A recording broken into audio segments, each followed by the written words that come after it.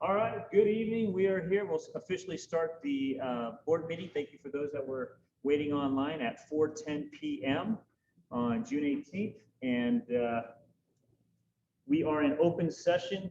I'll start with the Pledge of Allegiance and just ask all of you to rise. And over your hearts. Ready, begin. I pledge allegiance to the flag of the United States of America and to the republic for which it stands, one nation, under God, indivisible, with liberty and justice for all. Okay.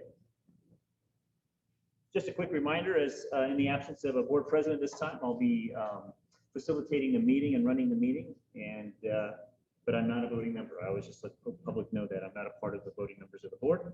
Roll call, we have every member in attendance. We have Eli Gillespie, Mr. Castan, Mrs. Bonnie Mitchell, Dr. J. Jimenez, and I don't think we have Mr. Wolf. So I correct that. We have 4 board members in attendance. If Mr. Wolf, or if anybody's online notices him pop up, let me know. I'd love to admit him if he's able to do so, but I know he's busy working right now.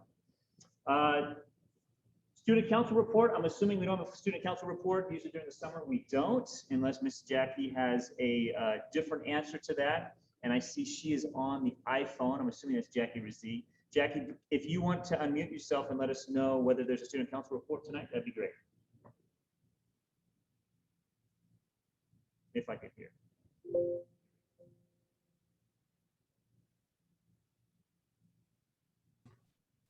There you go. Hopefully you'll be able to unmute now.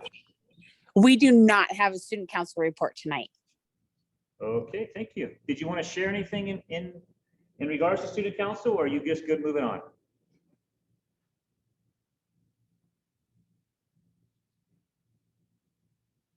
All right. I probably have to ask you to unmute again. Okay, am I unmuted now? Yes, you are. Okay. Nope.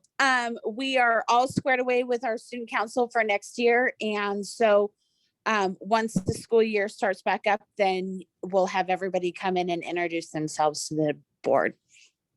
Great. Thank you for that. All right. We're going to go to finance committee. We didn't have a finance committee this month. We were pretty well ingrained in getting budgets developed based on the last few meetings. And so we were able to get some input from finance committee in May, if I recall correctly. So we'll just move on to the administration report. I've got my list here and I'll just go through a couple of items. Stop me if you have any questions or things that come to mind that you want to comment on. Yearbooks are here for board members. So take a look at yearbooks. We had an extra one. I won't tell Jackie, but I found an extra one for Bob Stranger's wife. Kathy Stranger. So I'm glad to be able to get her a yearbook, as there's a dedication page in there for Dr. Stranger. Bryant Street project, I'm happy to report I got preliminary conditions from the city. My proof, those got over to the engineers. Actually, yesterday I dropped those off. And so we have some conditions to go through with the city in regards to street improvements and their expectations for how things are going to run. It goes to the Planning Commission by the end of July. They felt like it shouldn't go into August, but they're hoping to have this on the Planning Commission agenda in July. So I will continue to give you input on information on the Bryant Street modular project as we move along. We have a board luncheon. I'd like to do a board luncheon. I've noticed I talked about this last time, but I'd like to be able to do something for our staff the first week we get back for school. I think it starts August 9th, if I recall. And so if you've got some days during that first week, because school doesn't start until Thursday, but if you've got some time Monday, Tuesday, or Wednesday, I'd love to set something up where the majority of the board members could be there. We do a nice little luncheon. It's kind of a meet and greet. We have some new board members like Mr. Gillespie that have I met full staff, and just have an opportunity to hang out and enjoy one another. So that March 9th, 10th, 11th, I believe is Monday, Tuesday, and Wednesday. I said March. I want to go back to spring break. August 9th, 10th, and 11th. Sorry. Thank you. My birthday on August 9th. Yeah, so, oh, that would be fun. Yeah, so shoot me emails or messages letting me know if there's some certain days in there that work great. I was thinking sometime around noonish. So, graduation. Awesome job to Jackie. Man, and Jackie's one of my shout outs for this meeting. There's certain people that have severely impacted schedules this time of year. I think all of us feel the load and the craziness and the urgency. But Jackie did a phenomenal job with the graduation and her team of volunteers that were there at the YPAC. I thought it was fantastic. I don't see why we couldn't do that again next year. A little bit more costly than what we've done at Active Church, but I thought the venue lent itself really well to that event. So thank you to her team. The retirement party was amazing. I know Dr. Menes, you were able to get over for a few minutes. We celebrated Jen Rigsby and Sue Stanley. And again, Jackie was a big part of that and her team. And so I was thankful for Mrs. Bess as well, and those that helped organize that event. So a lot of fun. It was our first retirement that we've ever really had for inland leaders. Field days, Mrs. Coate, shout out to her, one of those people as well that has a hugely impacted schedule during that time. And the field days, she calls it, I think, our Super Bowl of PE teachers. And so for Super Bowls go, it was a hit. The halftime show wasn't great, but not this season. But the kids were having fun. They were happy. They were getting wet. They were safe. And we had a lot of parents out there volunteering and helping out too. So that was fun to watch. State testing's all completed, right, Mr. Earl? We have everybody come back in the summer, hopefully. I'm really proud of our students and staff. Schools had the option of doing the testing or not throughout the state of California. And we felt like we really wanted to get good baseline data on our students and take not necessarily take a risk, but really find out what are the numbers. Have we seen a lot of learning loss? Are there some areas that are going to be big gaps because of the pandemic season? And so I'm really proud of our staff and students for doing that, pursuing it, and making that happen. And Mr. Osborne is our testing coordinator on that, did a fantastic job. COVID updates, just so you know, the state released, Governor Newsom released his reopening guidelines for the state of California June 15th and deferred to the California Department of Public Health and said schools are still under that jurisdiction and under their current guidelines, which still requires masks, which still requires distancing in classrooms up to 3 feet, which is still the same status quo kinds of requirements that we've had for the last 3 months. Now, good news, everybody on the inside is saying that CDPH, California Department of Public Health, is going to change their requirements for schools before school starts again. So the CDC, the federal folks, who our state folks follow for the most part, are saying, hey, we're coming out with reopening guidelines to schools. It should be a lot more reasonable. COVID's, as long as the numbers stay down, I think we have 36 cases in this county. It's like 1 every 400,000, so they are really low. And so we're all very hopeful. I got a letter from our legal folks today saying expect new guidelines to come out before schools open. And so although we're still under the June 15th regulations, we're hoping the new ones will be here soon. Grad Walk, we had a fantastic day, and I don't know if we were able to invite the board members, but our seniors that were in high school came back, walked the halls of the school, and really it's a touching time to see kids that have grown up. Some of them you knew them when they were 4 feet tall, and now they're 6 foot and what have you. I think Dave Douglas is probably 6'3" or something. But it was a lot of fun. Brought a few tears to my eyes to see how far those kids have come. And just extremely proud of them and the work that they've done. Some came from ACA, some came from homeschool programs, some came from our local high school, of course. And it was kind of a mini reunion. And I forget how many we had. Did you guys ever end up counting out there? I want to say at least 20, maybe more. Yeah. 30, somewhere around 30. Yeah. So that was super cool. The foundation, so you know that Inland Leaders Foundation is back in action. We're still planning on a golf tournament next year and other events. They were able to provide $3,500 in scholarships under the name of Dr. Stringer from his memorial fund to graduating seniors. So 7 seniors received $500 scholarships. 6 of those were from Yucaipa High School, and I believe 1 was from ACA. So that was really cool and impressive, and they were able to provide most of that funding came from Dr. Stranger's scholarship fund. Again, the time of year for people that need shout outs, I talked about Jackie a little bit. Josh and Lisa closing up school. I got Josh's checkout sheet today. I'm hoping you're sticking around, but did a phenomenal job. I mean, the impact and the time it takes to get those awards done. And again, Jackie helped with the awards too, and just getting everything squared away. Josh is responsible for scheduling. For the most part, works in combination with Lisa, especially on the younger ones. But I don't know if you know this, we're transitioning to a new student data system called Aries. And that transition has been in works for 6 months. And so Josh had a deadline of today to get all the scheduling in the system. And Aries said he's the first principal in the state to have his stuff done that they're responsible for in Aries. And we're talking about hundreds of districts. So yeah, I was very proud of him for that. Big shout out to Josh for having all the scheduling done because they needed that to roll over for our new system. Also, Steve Perry just walked in. Steve's on one of my shout outs. Lots of impact with IEPs and end of the year situations and getting people hired for next year. And I know Steve's been running ragged trying to get all that done and communicating with me about it. And he's even got some IEPs that he's going to take on during the summer, which is beyond limits in my mind. So I really appreciate Steve's hard work. I know he's been pressing to make those things happen, especially during the end of the year. And the myriad of pandemic issues with special ed has been sometimes, I'm sure, overwhelming. And he doesn't share a lot, but I'm sure with the pandemic and where are my services and the counselor didn't show up on Zoom or who's this or where's that, he's handled that with real grace. So thank you, Steve. Tracy, I think is out there online. I don't always talk about Tracy until budget season, but I don't know if you know this about her, but she's a little bit of a perfectionist. And she's ultra gold, and there's no other person I would want in that position. And so it's not uncommon for the last 2 to 3 weeks for Tracy to send me texts and emails literally at 12:10 at night, midnight and beyond, saying, what do you think about this? How does this work? I got to finish this up. And so I'm going to tell Tracy right now, go to bed, because she's not getting enough sleep, first of all. And it's just been this year's impact with the kinds of budget work that needed to happen, you'll see in a few minutes, has been just beyond what I can even describe in some ways. So for her to take a lot of that on, we are looking for help for her for next year. We've got some consultants we've been talking with and saying, hey, what kinds of services can you help us with, especially with all of this new federal funding that's flowing our way, and supporting her in that way. I wanted to share with you something that I haven't shown you probably for a while, and these are my targets. And so our staff at our schools develop targets, even the administration, develop targets that they want. They're basically goals for the next year. What do we want to hit? What are some of those big ticket items that we want to accomplish?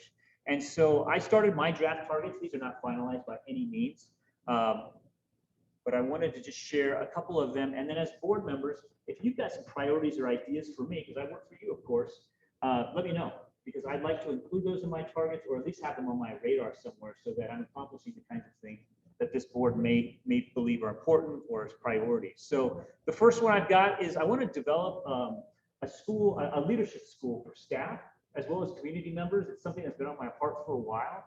And so really the design would be to have folks come in from the community, whether they're parents, whether they're staff members with us, and they want to maybe just learn more about leadership. And do a school, like a mini school on campus. So once a month, I haven't developed necessarily the schedule yet, but at least once a month, having a good 2.5 hour workshop. It could be on Saturdays or in the evenings, and folks who come in providing guest speakers that are leaders in our community, leaders in our region. I've got some nice networks for that, and working folks through that with the idea that if they get into leadership positions, maybe it's civic duty at City Hall, maybe it's at the water department, maybe it's politics, maybe it's just in their own small business, that they have a nice network and a nice system of leadership as they move along. So you kind of see some of my ideas. I'm trying to break everything out by trimesters. What am I going to accomplish trimester 1, 2, and 3? So that was one of the areas that I feel like also for succession planning. I'm not going anywhere. I know people always worry about that, but I've always had in my mind growing up new leaders is important. And so like Josh, we just threw in there. I'm just teasing. You got to follow one of our masters around, Dr. J. But it would have been nice to have him in a queue, in a sense, to say, hey, he's going through the Inland Leaders Leadership School. We're seeing some real things here. We're seeing some real talents and gifts and abilities, and also identifying folks that we might be able to recruit for future leaders. So that's part of the idea in my first one. They also align to our 3 themes. So that's my cultivate target. My accelerate target is I still have, and I did not accomplish this one this year, is a community literacy project. We have a lot of technology and resources that I feel like should get out to preschoolers and kids that don't even go to Inland Leaders. They might go to another school, but trying to get a hold of as many of those kids as we can in the community, get technology in their hands, and get a specific program going for them. We really like the Fast Forward program. We think that kids make great progress on that. And so for preschoolers that are entering school, getting that into their hands and making sure that they do at least 3 to 6 months of the program before they get to kinder. That way they have some preparation skills ready to go, especially in phonics. So that was kind of a big picture goal of mine. And the other one to innovate is the hybrid program. I really like to see that expand. So working through the hybrid, we have kind of a little pilot going this year in a sense, but then looking at, okay, what is that going to look like for future years going into the next 3 to 5 years? So I wanted to share those with you. If you have things in your mind or thoughts, and I know every individual has different priorities. I know Mr. Wolf, we talked about sports and different ideas. Feel free to shoot me emails, talk to me afterwards, or talk to me now if you like. But there are a myriad of other things going on. Of course, the Bryant Street project and different things I want to accomplish. But those are kind of the big ticket items that I thought would make a nice impact on our community and on our school. So, okay. Let me go to my last thing. Oh, reorganization. Next month in July, and I don't know if we'll have a meeting until August. We'll talk about that at the end of the meeting. But we need to reorganize, which means who's going to be president, who's going to be secretary, who's going to be treasurer. And so if you have thoughts on that, feel free to let me know. At that meeting, other board members can nominate you for positions. So you better be nice to your other board members if you don't want certain positions. But at the end of the day, we'll have 3 members that take on what we call officer positions. And so I want to just get that on your radar, let you know that's coming up at our next meeting. Okay, I think I got through most of it. Mr. Perry, would you mind grabbing me a little water? It's under the counter here. There. Oh, perfect. Never mind. I mean, you got a quick interception. I thought we were having it. No, it's the coffee. I'm telling you. All right.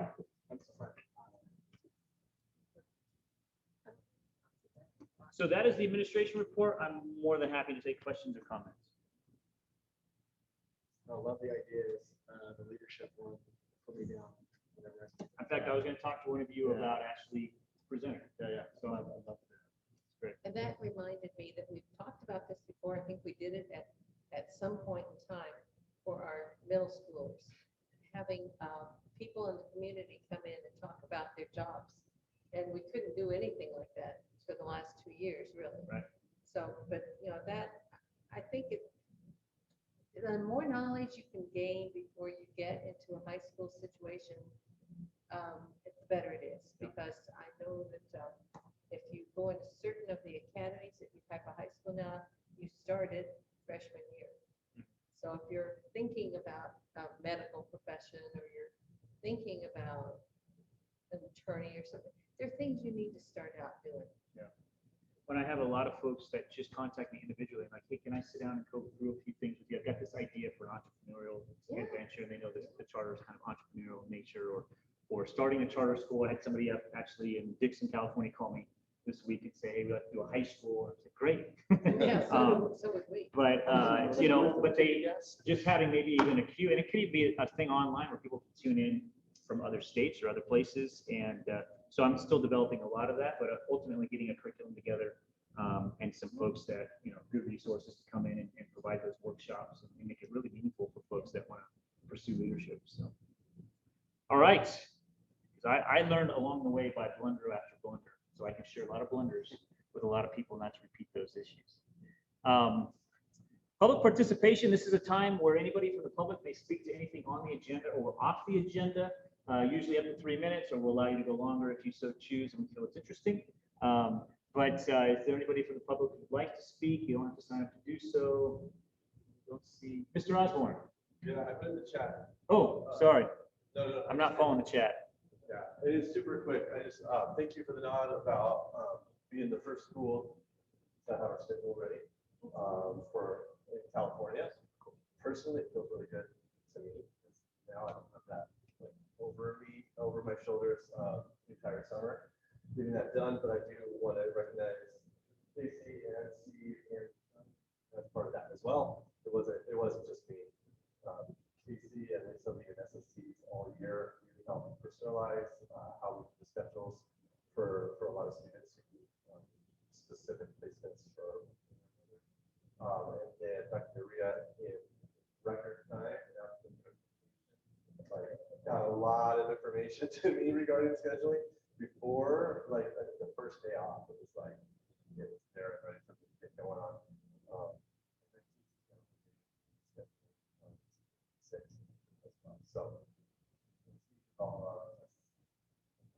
So credit to the whole team for getting it done. Yes. Yeah. And just an update, especially for Aaron and Mike and those the roller shades for those classes that had visible access from the outside. Safety budget is able to provide that. Thank you, Mr. Osborne. Any other members of the public? Anybody see any chats online? Mr. O, I don't know, you seeing anything tracking that way? If I bring up the chats, it blocks out more of my screen, so I try not to. Okay. All right, local control accountability plan. So Dr. Rhea, I asked her to come up as well and present with me because I get tired of talking and there's not enough water usually for me. So this is our big strategic plan. If you're in the business world or you've heard this before, the state requires this strategic plan. It's Governor Brown's baby that he created when he was governor. And it allows us to spend our money locally as opposed to state telling us how we should be spending our money. They do a lot of that as well, but they do give us some local control of quite a few of those funds. So I'm going to bring up, I'm going to show you the dashboard real quick. Sorry, I jumped ahead too fast. I'm going to give you quick numbers. And for those in the public at home, sorry, I skipped ahead a little too fast. Part of my director's report, I always like to give you a dashboard. And we have enrollment, April, May, June. Couple lower numbers from, by 2 students in May and June, not significant. Suspensions, we had nothing in June, of course, short month, 1 in May, a couple of major student incidents in April and May. Expulsions, none. Major health and safety incidents, none. Police reports, we had 2 in May. Things found on campus before school started, that kind of thing, if you want to call the police on. Confirmed ILCS COVID cases, interesting, nothing in April, May, or June. Class closures, nothing in May and June. 1 in April, I think that you were aware of before, if I remember, a short closure. So, any questions on those? I don't typically go into specifics with those because those involve specific situations with students, but if you ever want that information, I'm more than happy to share that with you. Cash flow, this is as of April, so we have not closed May yet because we've been busy trying to get the budgets done. But everything is, for the most part, closed in April. And so you can see cash flow, the beginning of the period, end of the period, very strong. Let me get this out of the way. Balance sheet, again, very strong.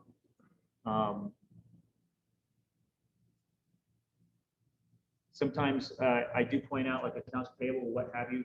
A lot of times, well, not a lot of times, in the summers, we pay out money for our staff as well that want to have it stretched into the summer as opposed to an 11 a month. And so a lot of times that accounts payable is involving that as well.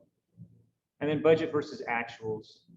Right on target for budgets, no concerns that we're not going to make our budgets. In fact, we'll see, I think, more funding at the end of the year than we're used to. So right now we're looking at about $1 million carryover. And what you're going to see actually in the new budgets that we're producing in the new forecast, even more than that, or very close to that, I should say. So what about the net income? Is that It's that's a negative? Yeah, that's the amount we haven't spent that we've received. So at the end of the year, we're going to have $1 million extra that we have not expensed, but we've received revenues, and that's what's left. So in a nonprofit world, we don't call it profit because it's just surplus. It's just net income. So, but it's money in the bank. It's money in the bank. That's right. The investments with On Point Financial, you can kind of see what happened in quarter to date and then year to date from January to May. So a little bit of movement, not a lot. Market fluctuations, you've got some negative numbers there. So those are safe investments. They're not at risk. So they're being managed right now by Steve Antonucci. Okay. Questions about the dashboard? Sorry, I skipped over that. Okay. All right, Lisa's developed a color-coded summary that we showed you last time in the last year, and it seemed like the board enjoyed it and appreciated it because the LCAP that I could bring up to you for you, and I can't, and I will, you have access to it in your board folder, is quite lengthy, and there's a lot of detail in there. So we thought we'd go through and give you a summary of the LCAP. I'm going to start with Innovate and Accelerate, and then Lisa will chime in on the Cultivate goal. So the LCAP, again, was designed by Governor Brown, give us local control of our funding, and then we as a team sit down with LCAP committees, parents, survey work, administration, staff, all have input in terms of where we think our funding should go. The good thing about our school is we do so many good things already. It's not like there's ever a real glaring area where it's like, oh my goodness, if we don't fix this and put money into this, we're gonna have a hard time. We really do a good job of allocating our resources to wherever the data says we need to. And so we had LCAP committees this year divided up into these themes of innovate, accelerate, cultivate. So each team had a group of teachers and staff on them, and they were developing ideas about how to improve our actions and services in those kinds of areas. So the first one is the innovation. The themes that we looked at was hybrid. Okay, how can we develop the hybrid program? Our devices, our technology devices, and then also something called 21st century skills, which means how do we get our students ready for the next generation, for the next generation of work, I should say. So you've got 21st century skills is a very simple action and service. You're looking at basically a curriculum that is designed to, it's actually a free curriculum for the most part, that gives teachers access to 21st century lessons. We'd like to get them trained in that and ready to go on that, so that if I'm a first grade teacher, I'm not developing lessons about technology or 21st century skills out of nowhere. I have a nice good guide. I've got curriculum that goes along with it. And that's kindergarten through 8th grade. It's at commonsense.org if you want to see any of the samples. It's a really strong curriculum. A lot of schools do use it. And so it's going to help us with digital literacy and getting those 21st century skills for our students. We've talked about it for a lot of years. We're going to make it happen next year. We're going to make sure that if I'm a kindergarten teacher through 8th grade, I know what I should be doing to get 21st century skills training for my students. A lot of our kids already get trained by default. Our teachers are using Google Docs. They're using a lot of different kinds of online programs and Zoom and what have you, or digital media. But it hasn't been necessarily explicitly told to our teachers, this is what we need to see happen in every grade level. Our budget for this whole goal is $106,297, just so you know. Okay. The technology devices, non-hybrid, these are just replacement of devices that we need throughout our school to keep fresh and updated and current. And so that's a fairly simple action and service, as well as internet hotspots for students in need. So right now, if a student's on free reduced lunch and they don't have reliable internet, they contact us, we're able to get them a hotspot and provide hopefully a reliable internet through Sprint. And then the last one is the hybrid. And the hybrid program is what we've talked about for the last couple of meetings. So getting our third through 6th graders up to speed, getting teachers ready, providing some training for them as well as the resources in the classroom, the interactive panels, the microphones, the screens, and what have you, to make sure that the hybrid occurs. And the last one is the professional development. That has everything to do with how are our staff being trained. Okay. So you can see the Q conference up there. That's really a technology-oriented conference for Palm Springs. There's names like Hattie, Fisher, Frey. They all mean something to us because they're gurus in education, and the materials that we're using are from them. And then also we need to focus on our English language learners, and the focus for them is we have about 50 to 55 students right now in that category. And we want to make sure that the teachers are provided training, most up-to-date training on how to address their needs in the classrooms. So that is the innovation piece to our actual LCAP. There are a few other items listed below if you go down and scroll that I just want to make you aware of. I won't go into great detail, but WASP I've talked about. There are critical needs that we are trying to address in our WASP plan. It's a 6-year plan, a self-study. And so those are those critical needs that they've identified and said, you really should be addressing these in your LCAP. And so when you see a WASP parentheses in the LCAP, it means that's what we're addressing. Okay? And then the state priorities, I kind of should have hit that first, but there are 8 of them that we need to address in our LCAP. So the state has said, these are the themes, the topics that you need to address in your LCAP. And you can see those 8 there. Basic conditions of learning. Do kids have books? Do they have teachers? And do they have a good, clean facility to attend? State standards, are you following a curriculum? Are you addressing state standards with students? Parental involvement, how are you engaging them? Okay, we have a lot of good parental involvement. Pupil achievement, are they achieving? Basically on state scores. Pupil engagement, are they participating? Are they involved? Do they have a voice in the school? You've got school climate, is it safe and orderly and clean? Safe, orderly, and clean. Course access, are all students given access to all the courses? Okay, so the goal, the priority is not to have groups of students that are able to only take certain things or certain courses. This is really more of a high school issue, but do they have access to a variety of courses at the school? And then other pupil outcomes are the ones that we design ourselves, that the state said, if you have other things you want to talk about, and for us, it's leadership. So we do have an outcome of leadership where we're trying to develop leadership training in our students. Okay, that's the gist of what the state's expectations are that we addressed. Any questions on the innovate goal? Innovate systems, programs, and practices to provide greater access and options to improve student learning outcomes. All right, I'll move on to accelerate. This is all about achievement. How do we get our kids to close achievement gaps? How do we get kids to catch up that are behind? And how do we keep the kids that are doing well continuing to do well? Budget for that, it's about $4,100,000. You're thinking, wow, how does that happen? I'll show you in just a second. Hire and retain high quality staff. And you can see that's our first yellow theme right there. That's basically all of our instructional staff. And just so you know, Lisa, for that, I added the word instructional today. So if you're looking at that going, I think it just said staff. That is the budget for our teachers, okay, or our instructional staff. So that's why that number is quite high. And that's basically talking about credentials, making sure that they're licensed, making sure that they are qualified to teach our students. Professional development is a longer one, but it talks a lot about all of the conferences and professional development that we do at the school. This does cross over a little bit with goal 1, but we felt it was extremely important to basically isolate the exact kinds of things we want to do. Not make it too generic and say, yes, we'll train teachers, but what exactly are the kinds of trainings that we want to perform at the school so that our teachers are ready. Curriculum and assessment, we need to look at our benchmark assessments that we use, our ongoing assessments throughout the year, and determine whether or not they're meeting the level of state expected standards. This is kind of a continual ongoing process for us.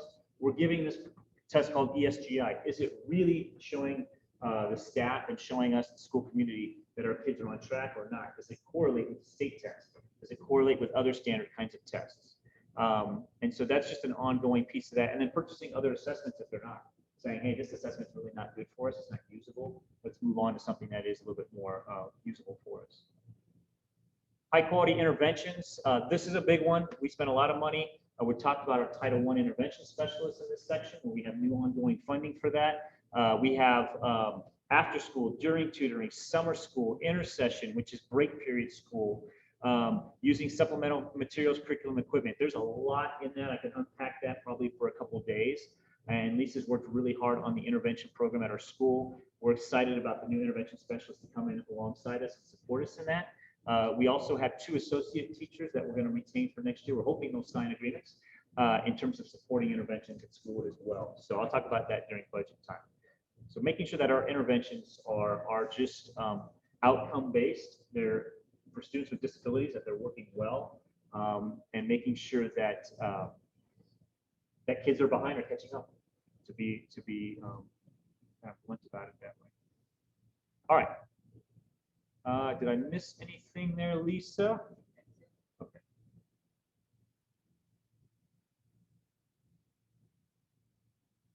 Okay, and the last one is the cultivate goal, which is I'll let Lisa present. Go for it. And Lisa, if you could talk a little louder, I'm not sure they can hear you at home. It's our school culture piece, and we spent a lot of time this last year really working on our school culture. I believe like it's the foundation of what we do, and if you have a good school culture, then you can get this. So this piece is our cultivate goal, which basically involves our parents and community, so that we're focused on a strong leadership and have high expectations. And I really Mike really helped with this piece of clustering our actions and services around key pieces. Our first one is student well-being initiative, which has to do with our mental health professionals, our school counselors, our school nurses, to make sure their students are doing well. It also has to do with our leadership coach, our English language learner, person that supports us, our health techs, key teachers, and things like that. Our second piece is our staff well-being initiative. So we want to make sure we have pieces in place to make sure that our staff is doing okay socially and emotionally. So we want to have some cultivate days. We have a competitive health plan in place, and we want to do pulse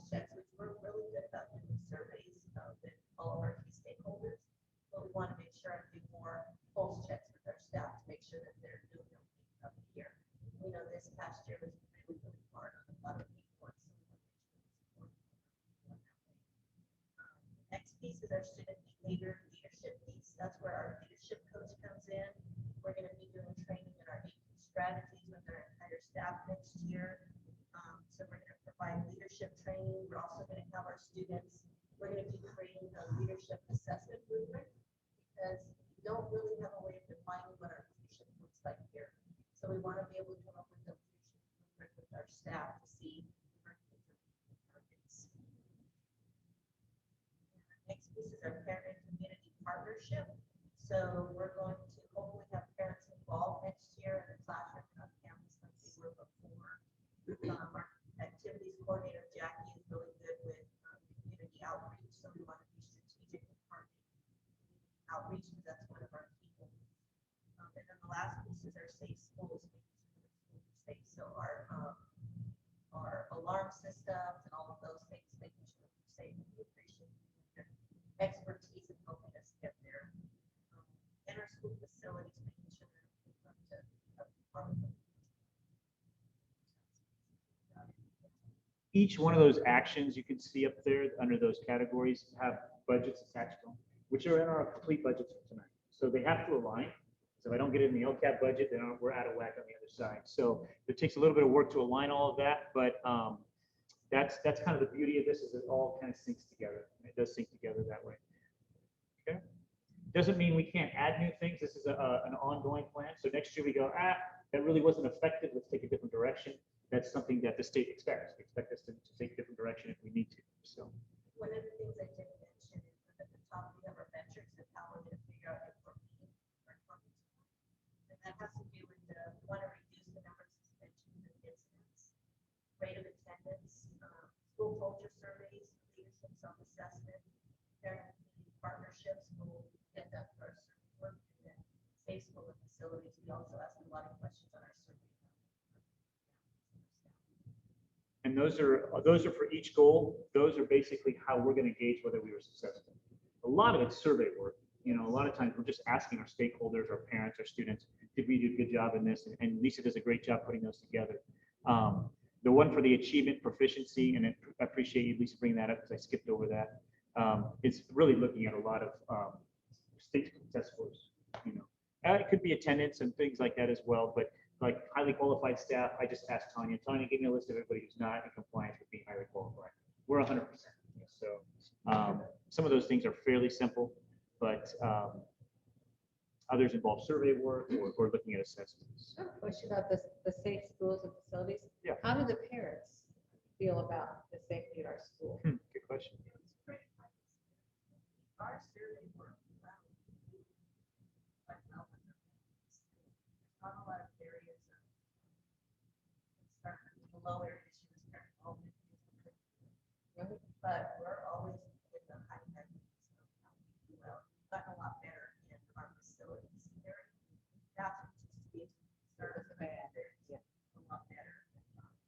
What's the rate of return on the surveys? How many percent of that? We get good amount. We got about 357. And how many families do we have? It's about 600. Yeah, that's 600 families. Oh, okay, yes. Yeah. So that's 50%. Yes, yeah. Yeah, we tend to get about 50%. And in the past, we've always done like a free drawing for a parking spot. That this year. Yeah.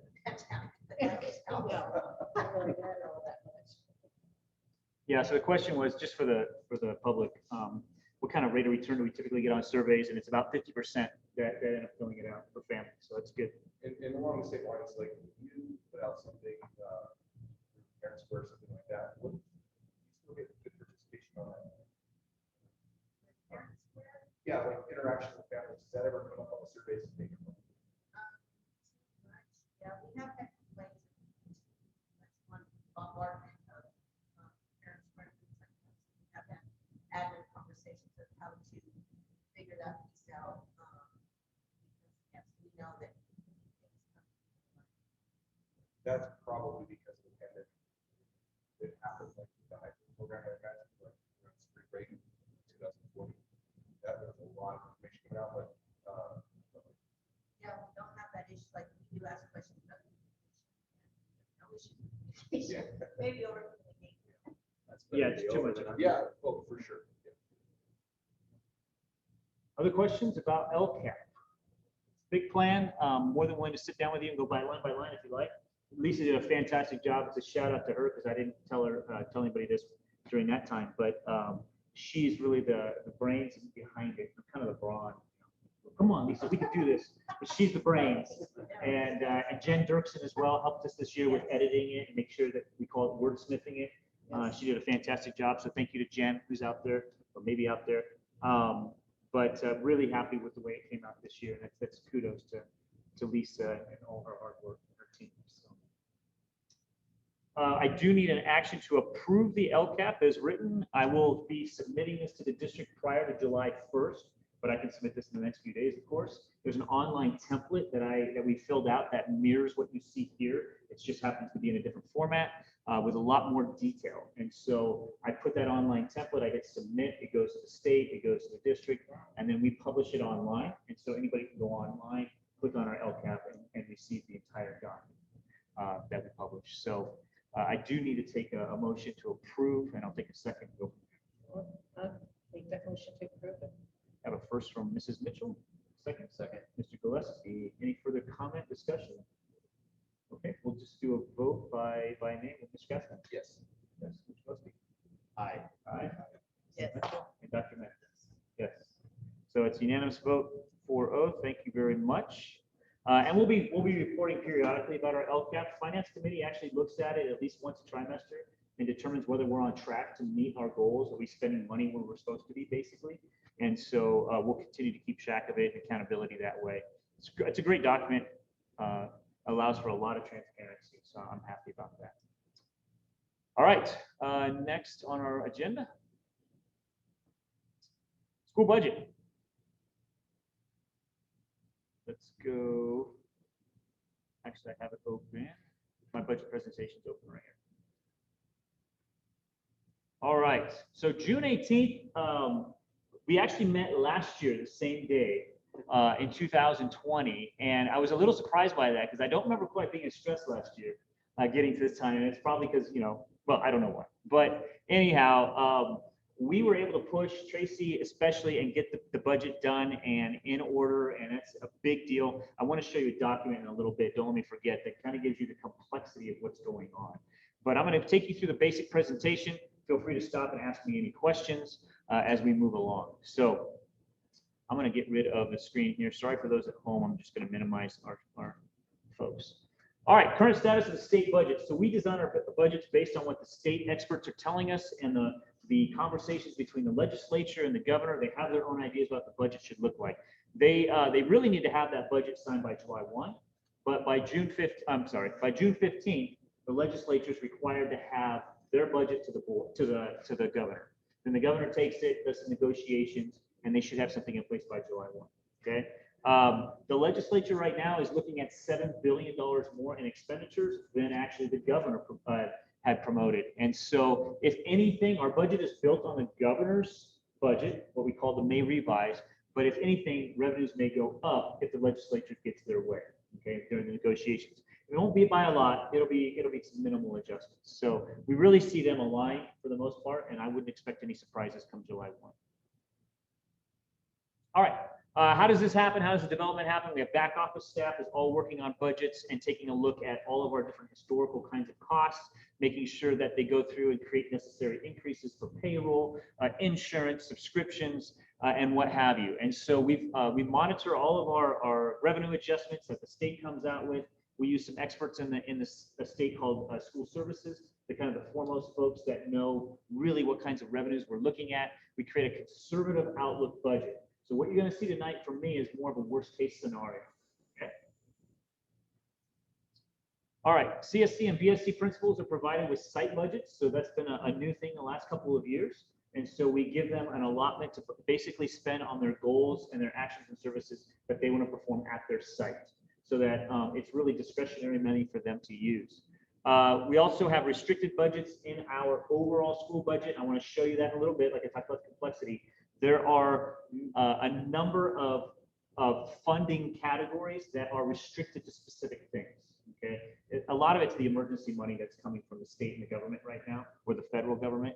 Some of it's Title I, other grants and what have you. We even restrict the student council budget, small little budget that we put money aside for them to spend on their own. Okay. Finance committee meets, we talk about budgets, we talk about any reductions or increases. The finance committee this time was fairly comfortable with moving ahead without a lot of changes in terms of what I showed them and presented. Again, I think that's because we do a lot of good things and nobody wants to see that change. So that to me is kind of what I take away from some of those meetings. Any questions about the development? Okay. Let's go on. Assumptions, these are just kinds of the basic numbers that we use to build the budget. So right now, our enrollment is predicted at 1,065 students. Okay, you're thinking to yourself, we only had 945 right now. That's right, because we're going to start filling those spots that have been empty over the last year, as well as adding the hybrid program and keeping our independent study numbers up. So we're estimating about 1,065 students. Okay, 1,022 is our ADA. That's actual in the seat attendance on a daily average is what we're expecting. This current year, just to give you an idea, is about 997 was our frozen number that the governor said we're freezing at. Budget's based on the governor's May revise. I talked about that. He's got a 5% COLA, so a little bit over that. Pretty large increase, and nobody seems to think that's going to be changed. Okay. The plan for 5 extra families on insurance. Tracy and I always just build a padding into insurance. We never know. Somebody loses a job, they now need insurance, a new family comes on. So that's about $90,000 in the health and medical budget line item that we pad just in case. Okay, so that's also in there. The budget accounts for hybrid associated costs. If you're wondering about hybrid, that's all built into it as well. And then it also talked about the one-time grants. So the one-time grants are really that federal and state money. I had a list of them that I'll show you in a little bit. And these have multi-year connotations to the budgets. Some of them, most of them start back in March of 2020. They're retroactive, and they say you can spend any money that you expense back to March. So I have March in my head, I'll make that excuse. And they go, some of them go all the way into the 2023, September 2023. So they span over across several budget years, and whatever we don't spend carries over into the next year. So I just kind of wanted you to know that a lot of it stays on the balance sheet. So like revenue that's not been accounted for, it's sitting on the balance sheet, but it's not necessarily been expensed, okay, on the income statement. The budget includes about $91,000 in Title I. Those are ongoing funds if we continue to apply for that program. Okay, and that's what the bulk of that's going to the intervention specialist position. Questions on that? Okay. If you do, stop me.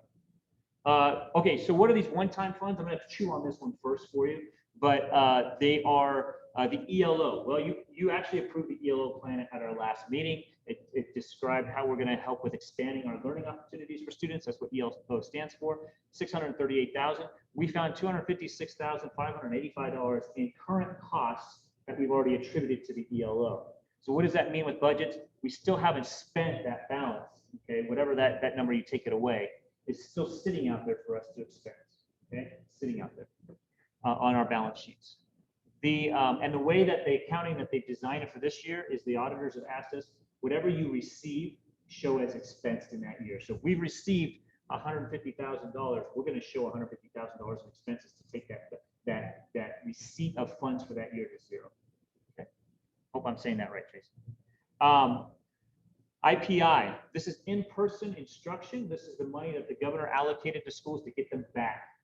Well, for us, we've been back since September. We received these funds. We've already expensed about $203,000 of that funding for our in-person instruction. So cleaning supplies, extra custodial support, all of that went into IPI.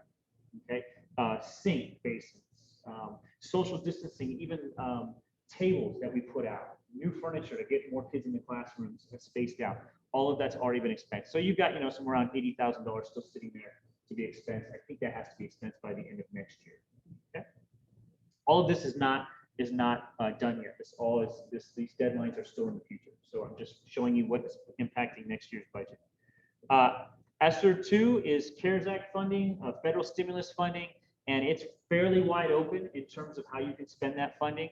You can see it's about $290,000. We've spent about $15,000 so far. Okay.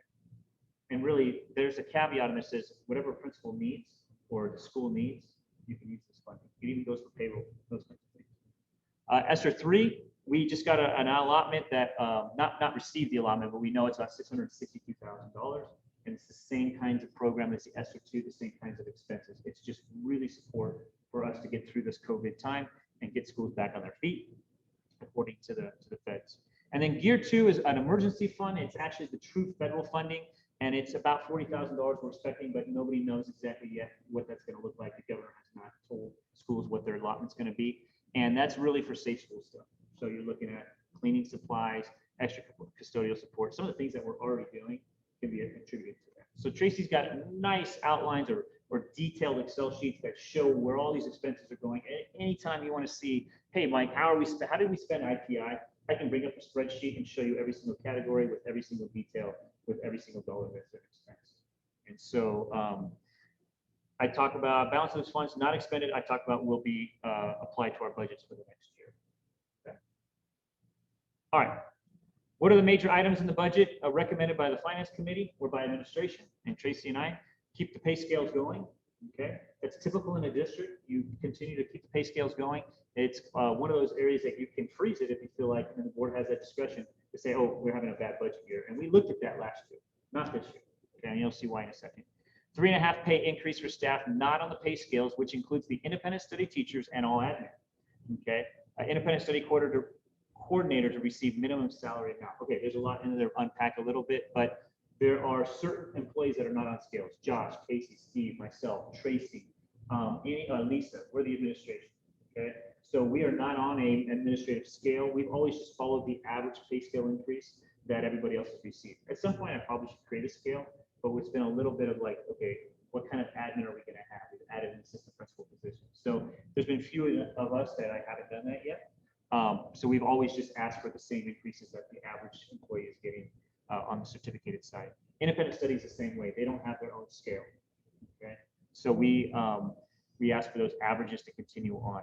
The independent study coordinator is Krista Phillips, and so we pay her a salary to coordinate that program. She also takes on a caseload of students, and we pay her the minimum salary that's required by state law for what we call salary exempt employees.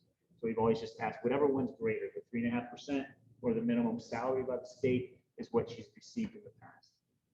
So I kind of want you to know what's built into the budget right now if you want to make any changes to that. The budget provides full family benefits for full-time employees. That's 30 plus hours. You do have to pay a dental fee or a dental copay or an employee contribution if you are taking dental for a family. It's 30, 15, and 10, I believe. Okay, so it's fairly minimal per month. $37,000 for associate teachers to support interventions. We just talked about this the other day to make sure we got that in the budget. This is a person at each site that's a credentialed teacher that can support our interventions at school and support our teachers that are in the core classrooms. Okay. Payroll increases, $2 an hour for substitute pay to go from 20 to 22, $37 an hour to go from our extra duty stipend when the teacher steps up to do an extra duty. It's 35 right now. We'd like to make it 37 to keep with cost of living. And it's been, I want to say 5 years since we've made any adjustment to that. Intervention specialists, we talked about Title I. That's about $91,000 in funding, and I think we're expecting to spend about $60,000 in payroll. New hybrid stipend, $1,300 per student, max $6,500 for the year if you have 5 students in your class all year. The student comes and drops, there's a proration for that. So let's say they just stay for 2 weeks. Tracy's going to take that $1,300, divide it in half for that month. Continue with $1,200 bonuses for full-time. So this is one we did this last year. We saw a lot of funding come in. We weren't expecting it. And the board said, hey, let's do bonuses at the wintertime.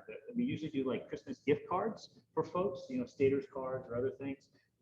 We kept the bonus that the board gave last year in the budget. Okay, we can talk about that. That could be an area that you say, I want to take that out. Let's keep that in. But it was $1,200 for full-time, $600 for regular part-time, which was just under the 30 hours. And then $300 for folks that were 10 hours or more. And it was about $109,000 total in one-time bonuses. Okay? And I got a lot of people that thank me for that. It was a board decision. Special ed teacher, this is one that we felt was a priority in helping Steve and his department out with an extra ed specialist. That's about $81,000 built into there with teacher pay and compensation. And then intersession costs, that's actually a small amount, but that's for paying teachers when we're on break. Not summer break, but these are like Christmas breaks, spring breaks, anytime there's a break, trying to recruit folks and have a budget there for them to bring kids on campus during those times. And then we removed second session. This is not an addition. This is a removal of second session. Tracy gave me an estimate of about 15K. I think it was between 15 and 30K, depending on the year, pre-pandemic or during pandemic. But we took that out in lieu of actually doing voluntary electives, as opposed to forcing kids to go to a certain kind of a second session. We made these more voluntary. I see a bullet down here, but that might be a straight bullet. Sorry. No, it's straight. There's so many things. There we go. Okay, Mike, quick question. Go for it. Has there been any discussion about the bonuses being in summer as opposed to the end of the year, winter? Not really. You haven't heard? Nope. Okay, No. just curious. Yeah, we've done it. We've always just traditionally done it in the winter. It's part of kind of our winter break bonus. It's a nice bonus. Yeah. You know, to have at that time too, which is what Yeah, we haven't really talked about summer, and I think the timing of it's something I can talk to Tracy and just kind of see. But nobody's complaining. yeah, and I don't think anybody expects it. Nobody's sitting in a finance committee or in a school situation and going, "Oh, you gave that bonus last year. Make sure the board puts that in there."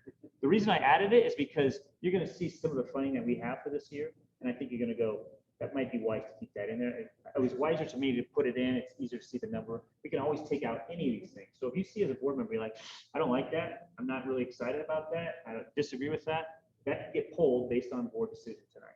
Okay. It looks like there might be another bullet point. Under review. I did. I looked down there. It's just a stray one. Oh. Yeah, I must have hit return and it stuck it Make in sure there it's somewhere. listed. I appreciate that. Yeah, no, it's the fine line, right? All right, let's keep. There we go. Oops.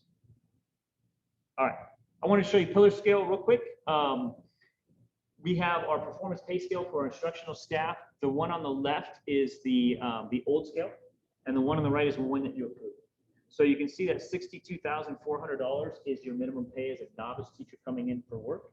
And that's based on the minimum wage increases. And the board said we were okay with doing those increases in July, as opposed to waiting until the deadline of January coming up next year. So the new scale is on the right. I just wanted to give you a picture of that, because a lot of times in these discussions is, are we paying our teachers fairly? Are we paying our staff fairly? I apologize to the classified staff. I didn't have enough time to get all of the scales together. Theirs is a much more complex kind of a system based on job descriptions, but I'd like to get that to you at the next board meeting to kind of show you a comparison. We're constantly thinking to ourselves, are we competitive? Are folks going to stick around based on the compensation they get? And I'll show you a slide on that in just a minute. So for those that are not familiar with our performance pay scale, you start a novice as a new teacher. If you're a teacher coming in with lots of experience, we negotiate where to put you on the scales for the most part, and we try to make it competitive. So if you've got 10 years of experience and we hire you through an interview process, you're more than likely show up in that professional column. Okay. So your novice teachers, for the most part, are in that column for the first 2 years. So that's kind of an automatic. Okay, you're in novice, you're making $62,400 as just pay compensation. You do that for 2 years, then the principals have discretion of whether to keep you in there a third year or even longer, or move them over to professional. And that's where we have a discussion. They're like, "Hey, I'm ready to move this person over to professional. They're doing a great job," and that's typically after 2 years. I don't think we've ever moved anybody earlier than 2 years. So the professional one, and you can see those are all $62,400. So we chose to keep those at that minimum wage salary amount for those 3 years.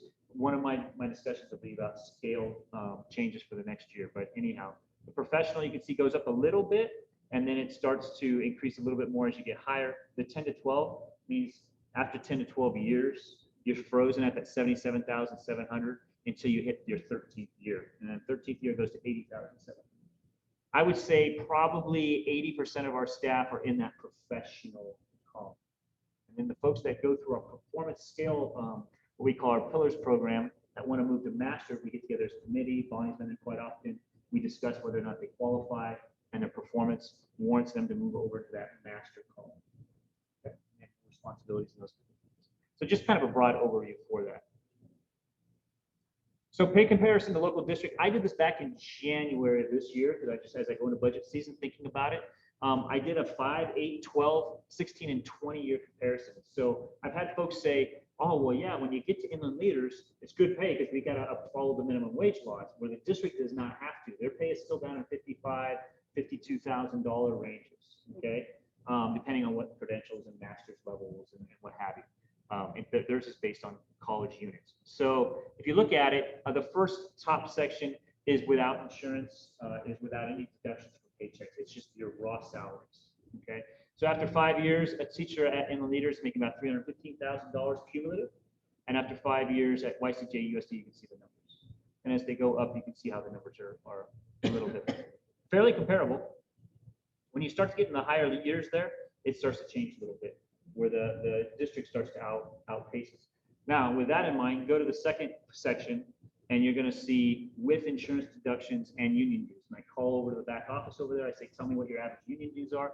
Tell me what your average insurance deductions are for yours. I take our insurance deductions, which isn't very much. Or actually, I took the highest one. I took the $30 a month that we typically take for dental. So that's what's built into that. And I do that for the same thing for all those years. So at 5 years, 8 years, 12 years, 16 years, and 20 years. And I don't think there's one section that we aren't higher. Okay? You're looking at YCJ USD, typical average insurance is deducted about $3,000 a year, and then you got another $1,200 in union. So it's a substantial amount that's taken out of checks. That's one nice thing about Inland Leaders is we tend to tell folks, what you see is what you get for the most part. I mean, there's a little bit of dental that's taken out. So I thought that was important for the board to see. And I'll talk a little bit about scales a little bit later. All right, this is the big one.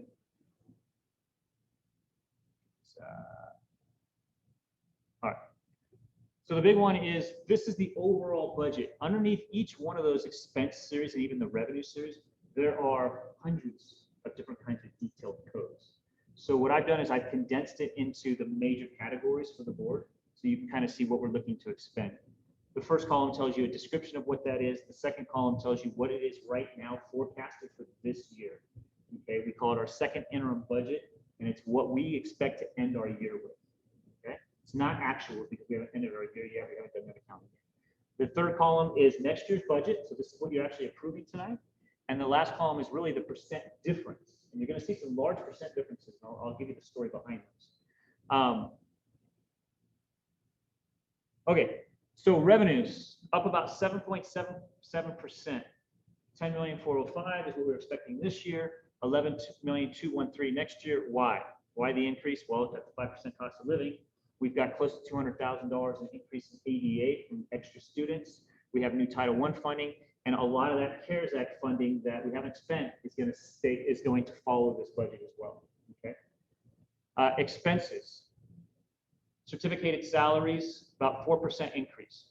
So from 4,628,000 to 4,008,000, you can see those numbers. What's the story behind that? For the most part, that's just continuing our pay scale raises. So as you go up the scale, and that's also an additional intervention specialist, the ed specialist I mentioned. There's a few positions that will increase those costs.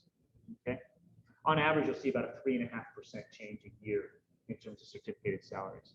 Classified, 6%.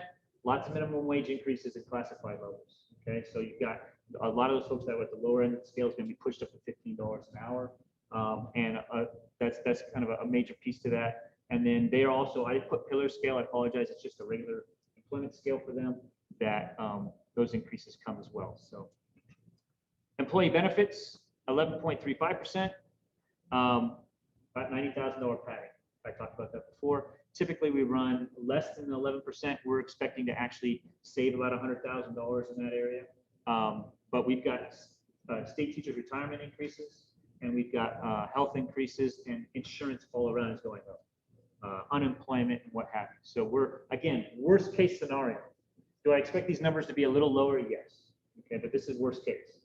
Books and supplies, negative 40% decrease in the budget. You're probably thinking, why? All this new money we received, we've been able to use on a lot of our books and supplies, computers, all of that, and offset those costs.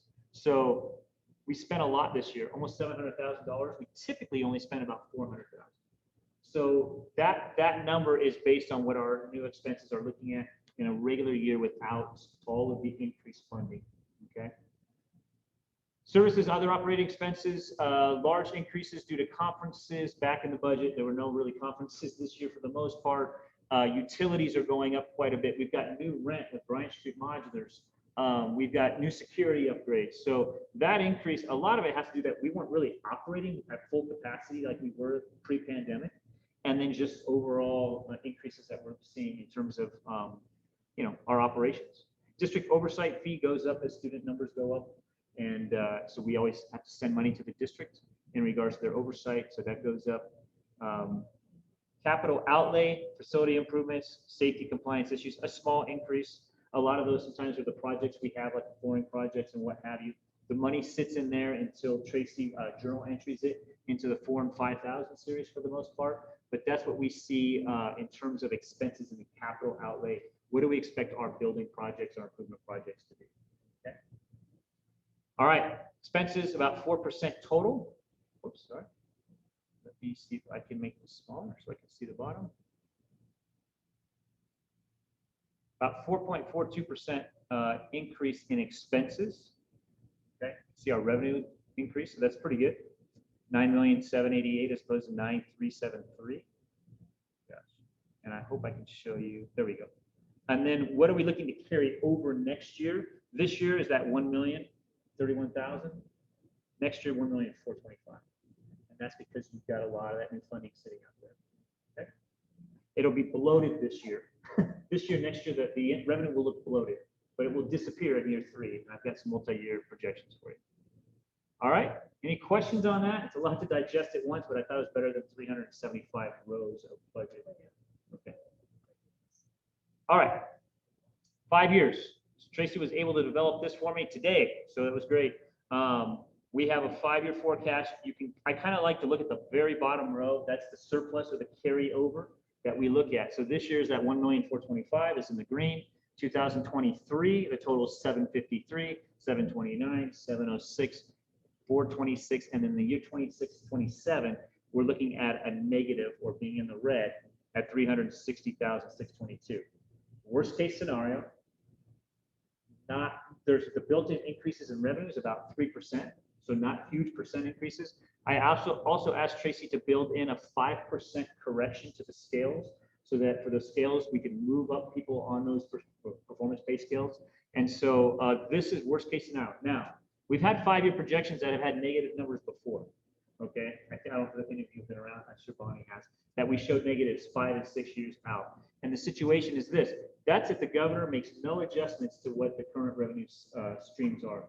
Do we expect that to happen? No. Do we have padding built in there to deal with that negative number? Of course. Okay. Again, the insurance padding is built into every year. There's some payroll padding in there. So is that number realistic necessarily for 2026-27?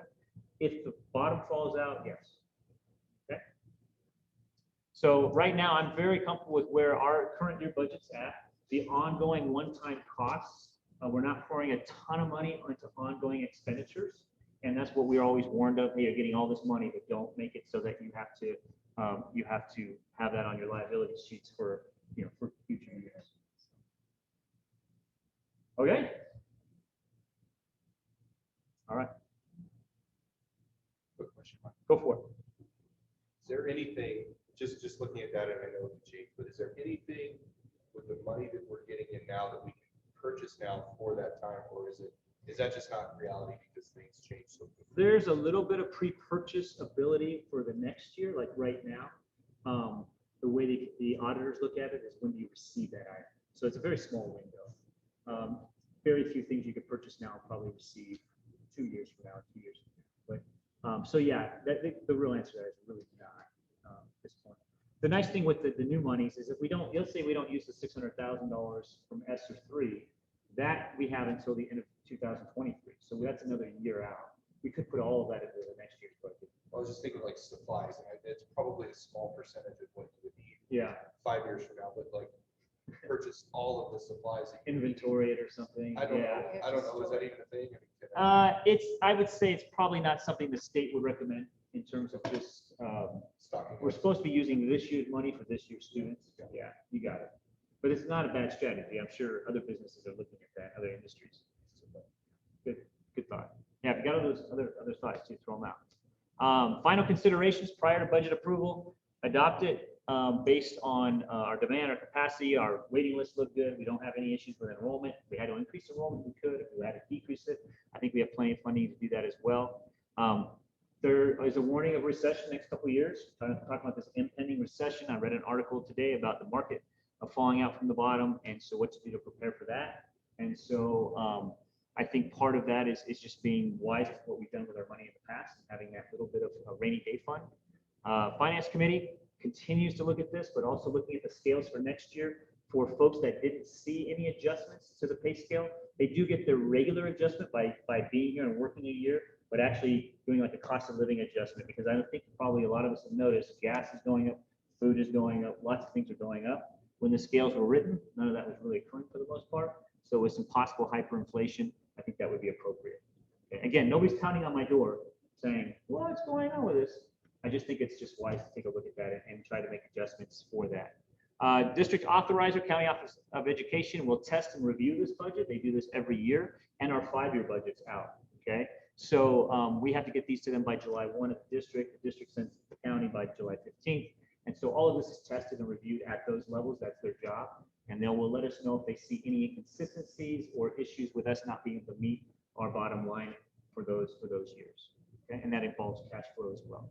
And then our monthly finance committee I talk about is really good about transparency and accountability. It just keeps us on track.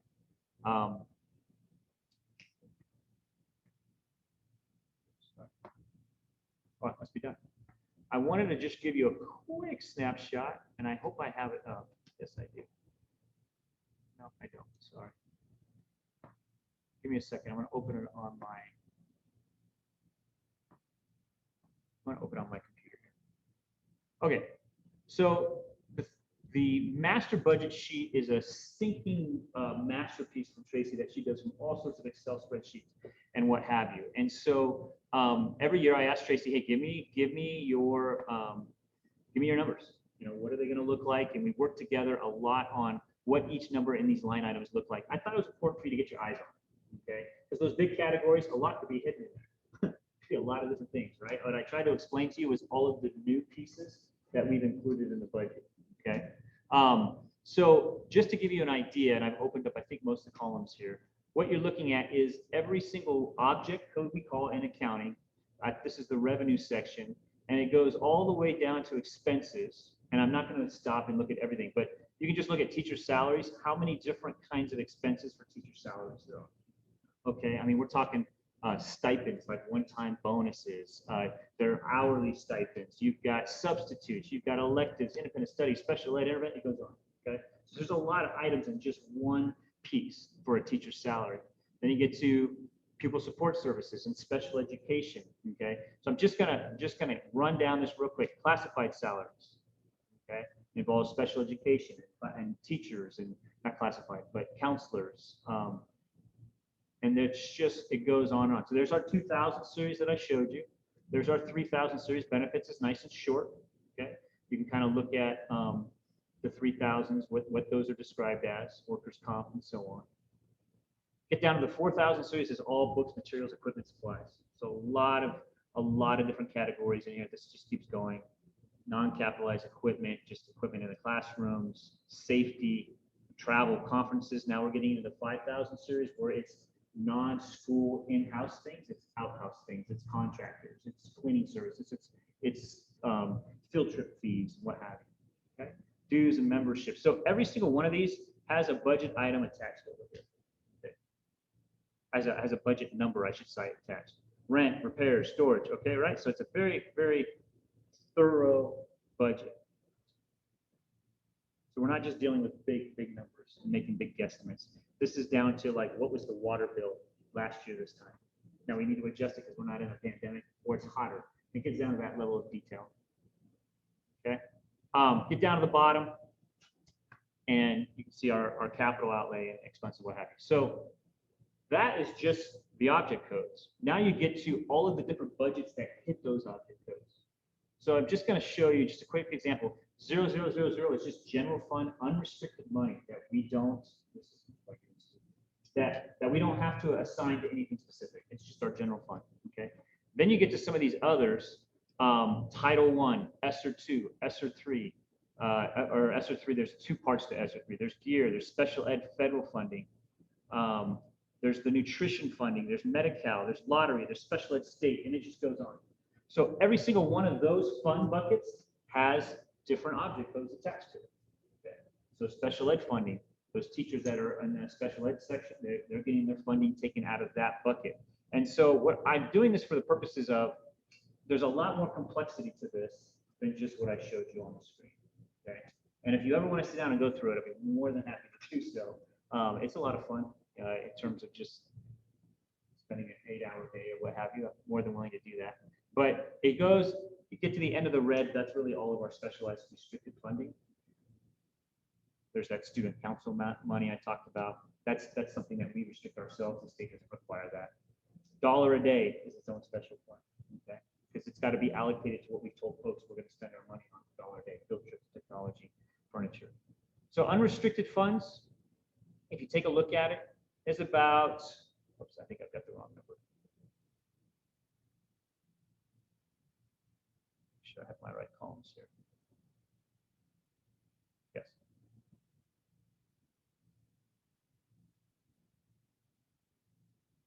Why am I not seeing it? Okay, there we go. Yes, expenses. So unrestricted, you're looking at about $7,664,000 in unrestricted funds that we spend, general fund. And you're looking at about $2,123,000 that's being expensed on restricted funds.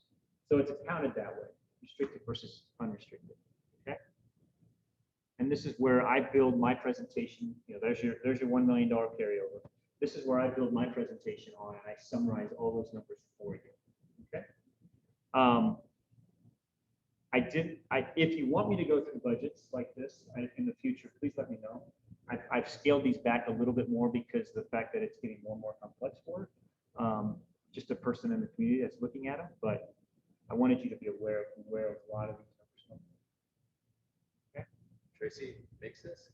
Tracy does this. She's got Marianne Loomis in the back that does this with her. She's got Julie, that Connie Huntsman. They all work together, and they were literally making changes today because we knew we had some pods that we needed over here for storage. It's like, you got to get that in the budget. We're going to do that next year. Let's make that happen. So, yeah. So it's very concise and it's very realistic. Like what you're seeing there is really the cost. What you see for rent is what we're paying for rent.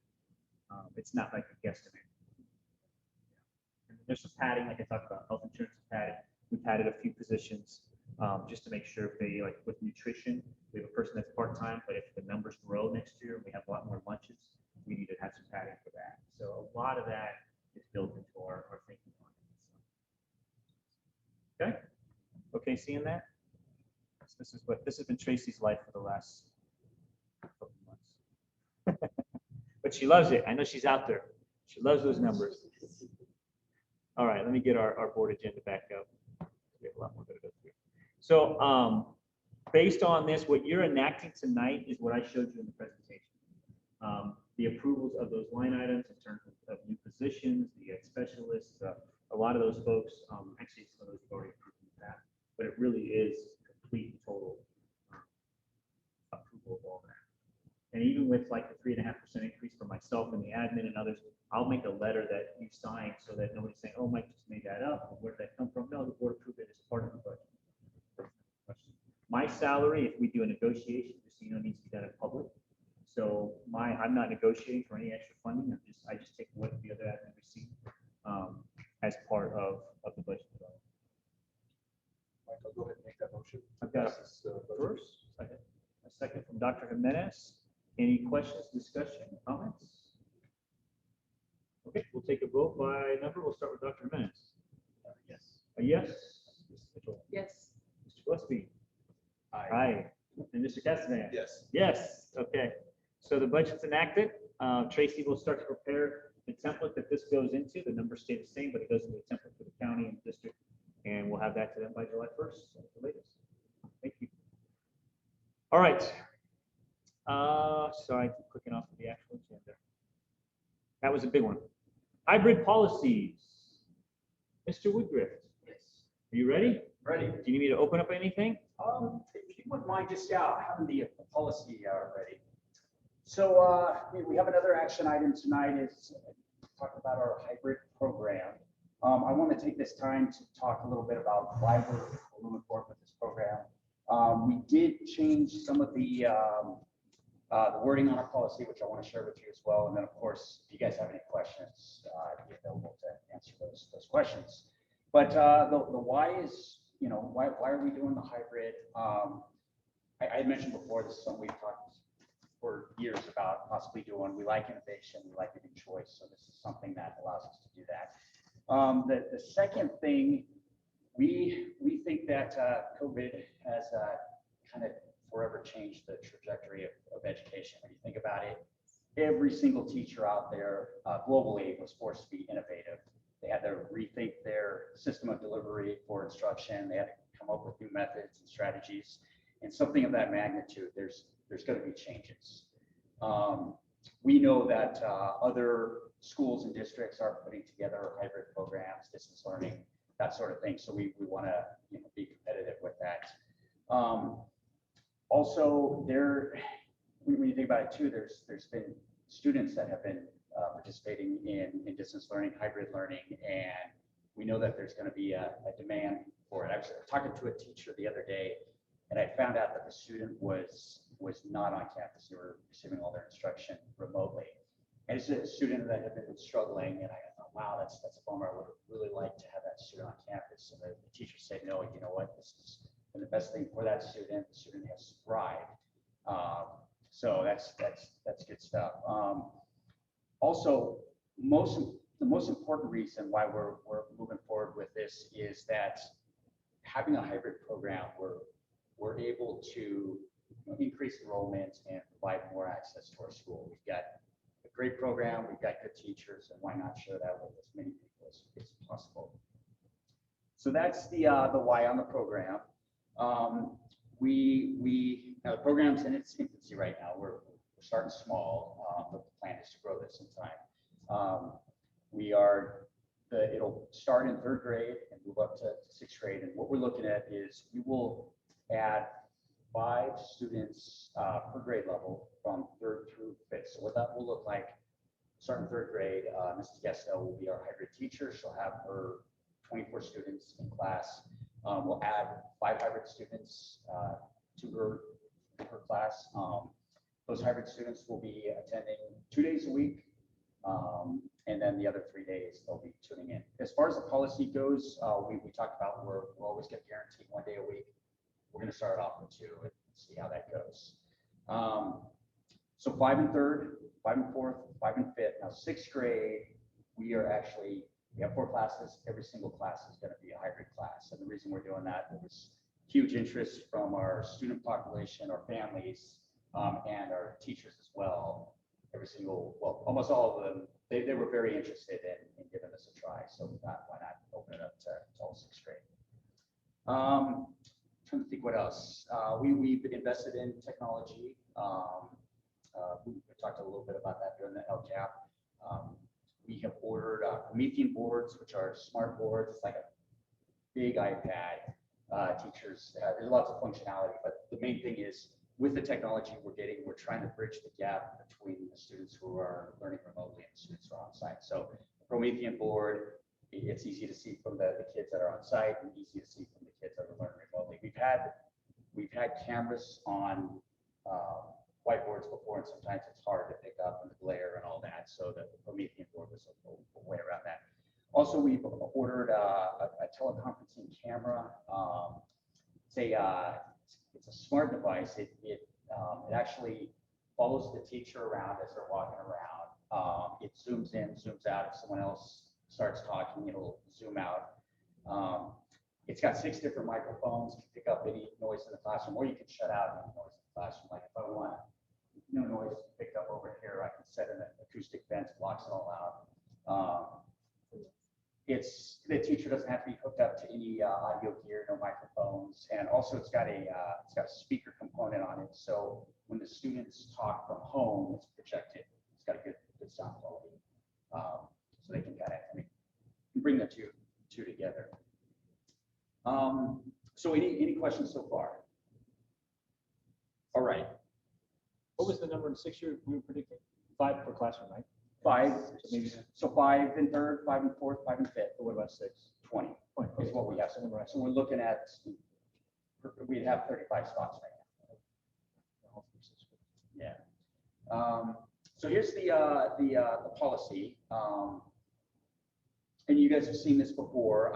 So the stuff in green this is, I just reworded the text that we struck out there. I was just trying to provide a little bit of clarity. So the one that students must attend the site-based class at the request of the administration and teacher. It's a minimum of 1 day a week, and we will never exceed 3 days. Same thing with the next ones. Students are required to attend their online live classes via Zoom. We're guaranteeing them a minimum of 120 minutes per assigned day, and that's only going to take place during the school hours. So we're not going to have students tuning in at 4 o'clock, anything like that. So Casey, you said beginning to, you were going to do 2 days a week on site. We're going to try to require that. so I left it in here. We can do that. I Oh, okay. left it in 1 day, but we are, so I said we would require either 1 to 3. Okay. But the idea is we're starting with 2. Okay.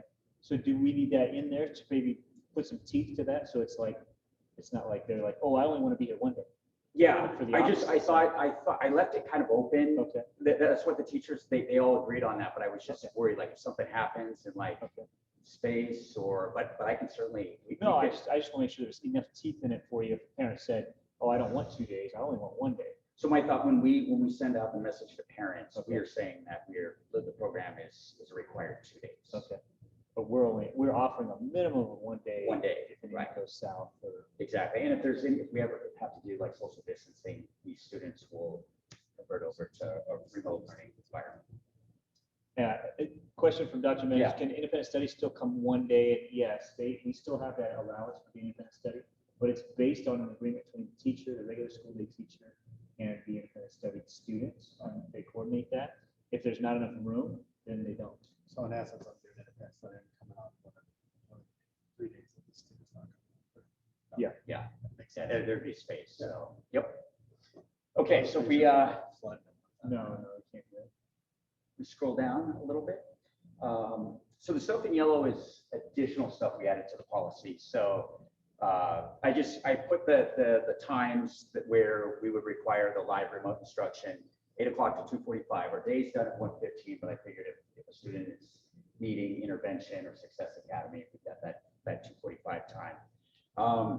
They will have to complete, just like independent study, they'll have to complete and log their physical education minutes for the days that they're not in school.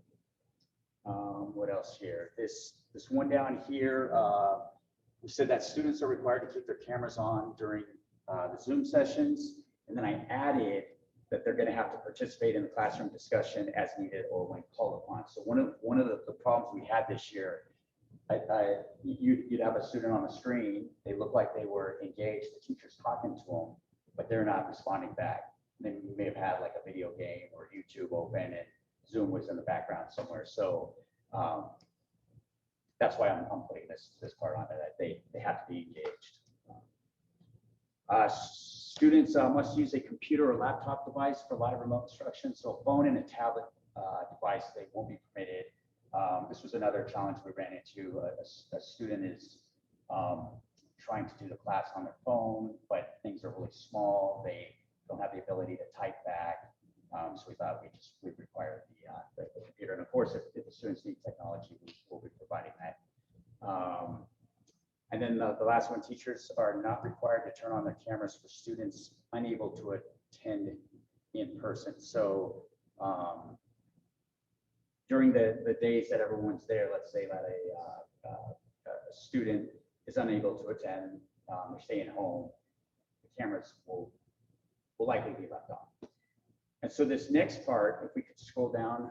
And that would be on probably for a situation where the camera's not on anyway. They would Exactly. assume if the camera's on a Tuesday and that student's usually at school on that day, but the camera's still on, they could still go and tune in on Tuesday. It's just in a circumstance where teachers not turning on their camera that day. That's not a regular scheduled camera day. Right. And that student's like, oh, I want you to turn on your cameras for Wednesday. And they're like, well, we don't usually turn on cameras for Wednesday. That's not going to be a requirement of the teacher. Right. Got it. Right. And then if we go down, and this next part kind of goes with that. Little further down, it's under other.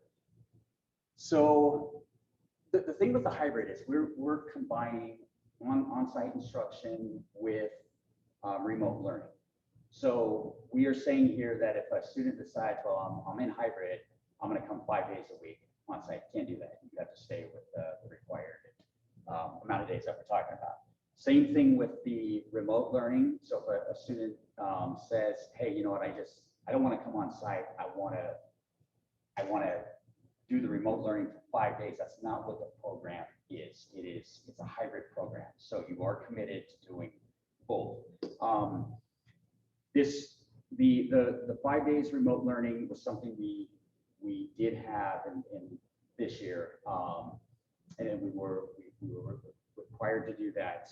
I'm thinking that there may still be students out there that are going to want this option. And we still have that option, but it would be independent study. And so that's what this is saying, is that if we have a student in a hybrid program, they're not going to, let's say if they have a medical issue, we will work around that. But the idea is that hybrid is hybrid, independent study is independent study, and then on-site is on-site. I think the board remembers the conversation with the parents last time, and I should have thought that through, because they were asking for full distance learning, and we don't have a full distance learning program set up. We have hybrid, on-site, off-site. So what my response to that should have been, in my mind, well, we have a homeschool program that takes on that full learning time, but it's not like it's an independent study homeschool program that you log into a classroom and watch a teacher all day. We don't have any teachers able to do that, where they just are online all the time, all day. So the agreement with the teachers has been, yeah, at least 2 days a week, could be more if the teacher opts to do more. But we don't really, if a student's on like a medically related issue, they can tune in at the regularly tuned in times, with that old Batman, tune in or Spider-Man. Anyway, but the other days, the teacher's not going to be made to turn on the cameras. That student will be given typical independent study work. Yes, I think the concern of the parents were that they wanted to still be able to get that child back into the classroom as soon as medically able to, and not be on the independent study only program where that might not be guaranteed. And these students that are in hybrid are going to be under that same umbrella of independent study. So when it comes back, if they went to this and then wanted to come back in, they would have to, it would be a lottery. So hypothetically, Yeah. okay, you're hybrid. Monday, Wednesday, Friday, 3 days a week, right? I got approved by the teacher. They agree. Monday, Tuesday, I go online at home, I'm on, right? But Friday, I want to come in person because of the assembly. I can do that. So I'm just trying to follow you. Because I'm in hybrid. Okay. Hybrid, I could do a seat based, and I could also be online. Oh, you're scheduled. Schedules for those days that you come. Oh, Yeah. I see okay. So the on-site dates, every hybrid student's I'm got to be there. always on Yeah. site, Tuesday, Thursday. Yeah. But the rest of the days, I'm on Monday, Wednesday, Friday at home. Right. Got it. Yeah. Okay. But I could go up to 3 days. Well, we're saying, I left that open for the teachers. For If the we teachers' decided like it discretion. is working. Or that week, you have a big, got a project, group project. that Maybe they're they doing want them and at they the want them there. assembly or something. Yeah, and right. it's- But we don't leave Right. that to the teacher's Got it. discretion. Okay. But as of right now, we are, talk to the teachers, we are making, the on-site days will be Thursdays and Fridays, Monday through Wednesday will be remote learning. And so everyone will be on the same schedule. to start out. The issue we want to be clear about is if you're a parent and you're like, I don't want to be on site, can the teacher turn on their cameras on days that they Yeah. don't usually turn on cameras because my kid's there? We're not asking our teachers to do that. And the reason for that too is that the teacher, when they build this program, I would think that on the days that everyone's on site, that's the days they're going to be running like assessments. They'll be doing maybe a science lab or something like that, where you're not going to be, even if you turn on the camera, it's not going to. So, and then it means extra planning for the teacher, which could be challenging as well. So. I added this, I think, as well, Casey. Sorry. Yeah. So the state is changing their ideas and mind on some of these things at times. Right now, it's our understanding we can operate this way based on the independent study laws. If anything does change, I just put that in there. And this is really, any lawyer will tell you, school lawyer, if the state comes out with a new regulation, it's going to supersede our policy. It's going to follow state law. So. Casey, if I could just make one. Yeah. If we can go up to the top, the second page, I think it was. Yeah, let me open this in Google Docs in case we make changes. Second page go more down. About the tablets and phone. Now, some of the tablets nowadays are as good as a laptop. What if we did generally not permit it? And then that way, if there was an issue where someone had the latest and greatest iPad Pro and for some reason wanted to use that with the keyboard and all that, like. Right, so if they had the keyboard, yeah. Yeah, Could we just say as allowable by the teacher based on reliability or something? that I just think says- so. If a teacher says, hey, it's working, they're cool with it. I'm just thinking, I mean, especially for Apple products, like they're so. And they're bigger, the screen is actually bigger. So that was the concern, is like that the small devices. The just- phone, agree. Yeah. 100%, but- Maybe we just say no phone, because the Samsung tablet's huge. It has a keyboard. Yeah, no phone, or you have to have a keyboard, a separate keyboard. Yeah, right. Does that make sense? Totally, yeah. Not to get too wordy, but yeah, I like it. So one of the suggestions too, Casey, because we live in such an auditory world now with TikTok, I think it would be great after we approve this, that you would kind of do a video, kind of like what Mr. Gordon does with the camera, the video shows the screen, to discuss this to the parents, so that way it's already recorded. Right. So I'm already knowing that you're gonna send it out. Yeah, so the Like, teachers are actually gonna have a back to school night Okay. before these students even come on campus. And then they'll probably do that remotely. Yeah, but this would be just on the policy itself. That's all. Yeah, Just on the straight the policy. That's what it's. So that's are what you it's saying- verbal. like a video? Yeah. Okay. Video of, like you looking at the computer, doing like a PowerPoint and just going through this. So they kind of understand it. I know it's kind of wacky, but yeah. Well, that ties into the registration process. So Right. Right after this meeting, if this is approved, Casey's gonna be working on getting kids registered. He's already got the survey registration form set up. I told him to be ready to go with it. Yep. But maybe it's just a matter of adding a link there with a little video explaining Yeah, the that's what I'm saying. stipulations. Yeah. Yeah, because people are gonna read this and they may tweak it the way they want to, which I know it says it, Right. but at least we have a verbal, like an auditory, Yeah. auditory video. This is what this Yeah. means, this is what this Yeah, means. just kind of what you just did with us. Yeah. I don't know. Yeah, no, definitely. Yeah. No, that You sounds should good. do it on TikTok. I think you should do I a should do it TikTok. on TikTok, And a little, a little Yeah. dance. and- yeah. No, No. I'm No? not voting. All right. Oh, my- For the All right, no record. TikTok. No, there's such an auditory word that, Yeah, no, you're right. A lot of people skim through this and then they'll get in the program. Like, why can't my kid go here 4 days? I know why. I thought there, yeah, I don't know. Well, you said that. No, it's not And what you honestly, I'd love to have a full-time distance learning program at some point, if it was effective with the right population of students. I don't think a lot of kids are a good fit for that, but that's not, we're not here yet. We're not there yet. Who are gonna be the candidate, the ideal, or the students who are gonna wanna do this? So looking at our surveys, and the way we're gonna kind of launch it, we're gonna first invite on-site students. I don't think we're gonna have a lot of on-site students, because that means they have to give up their seats. And I mean, they want to be on site. Independent study students, those will be the next we draw from. A lot of them like the flexibility of independent study. They like, being able to work on school at different hours, different days. So there may not be a draw there. I think the majority of them are going to come from students that are in the lottery. So that'll be the final opening up to those students. So they'll be new students. I imagine some of them, it's like a foot in the door. Yeah. They failed to get in. Right. So this is a way to access the school.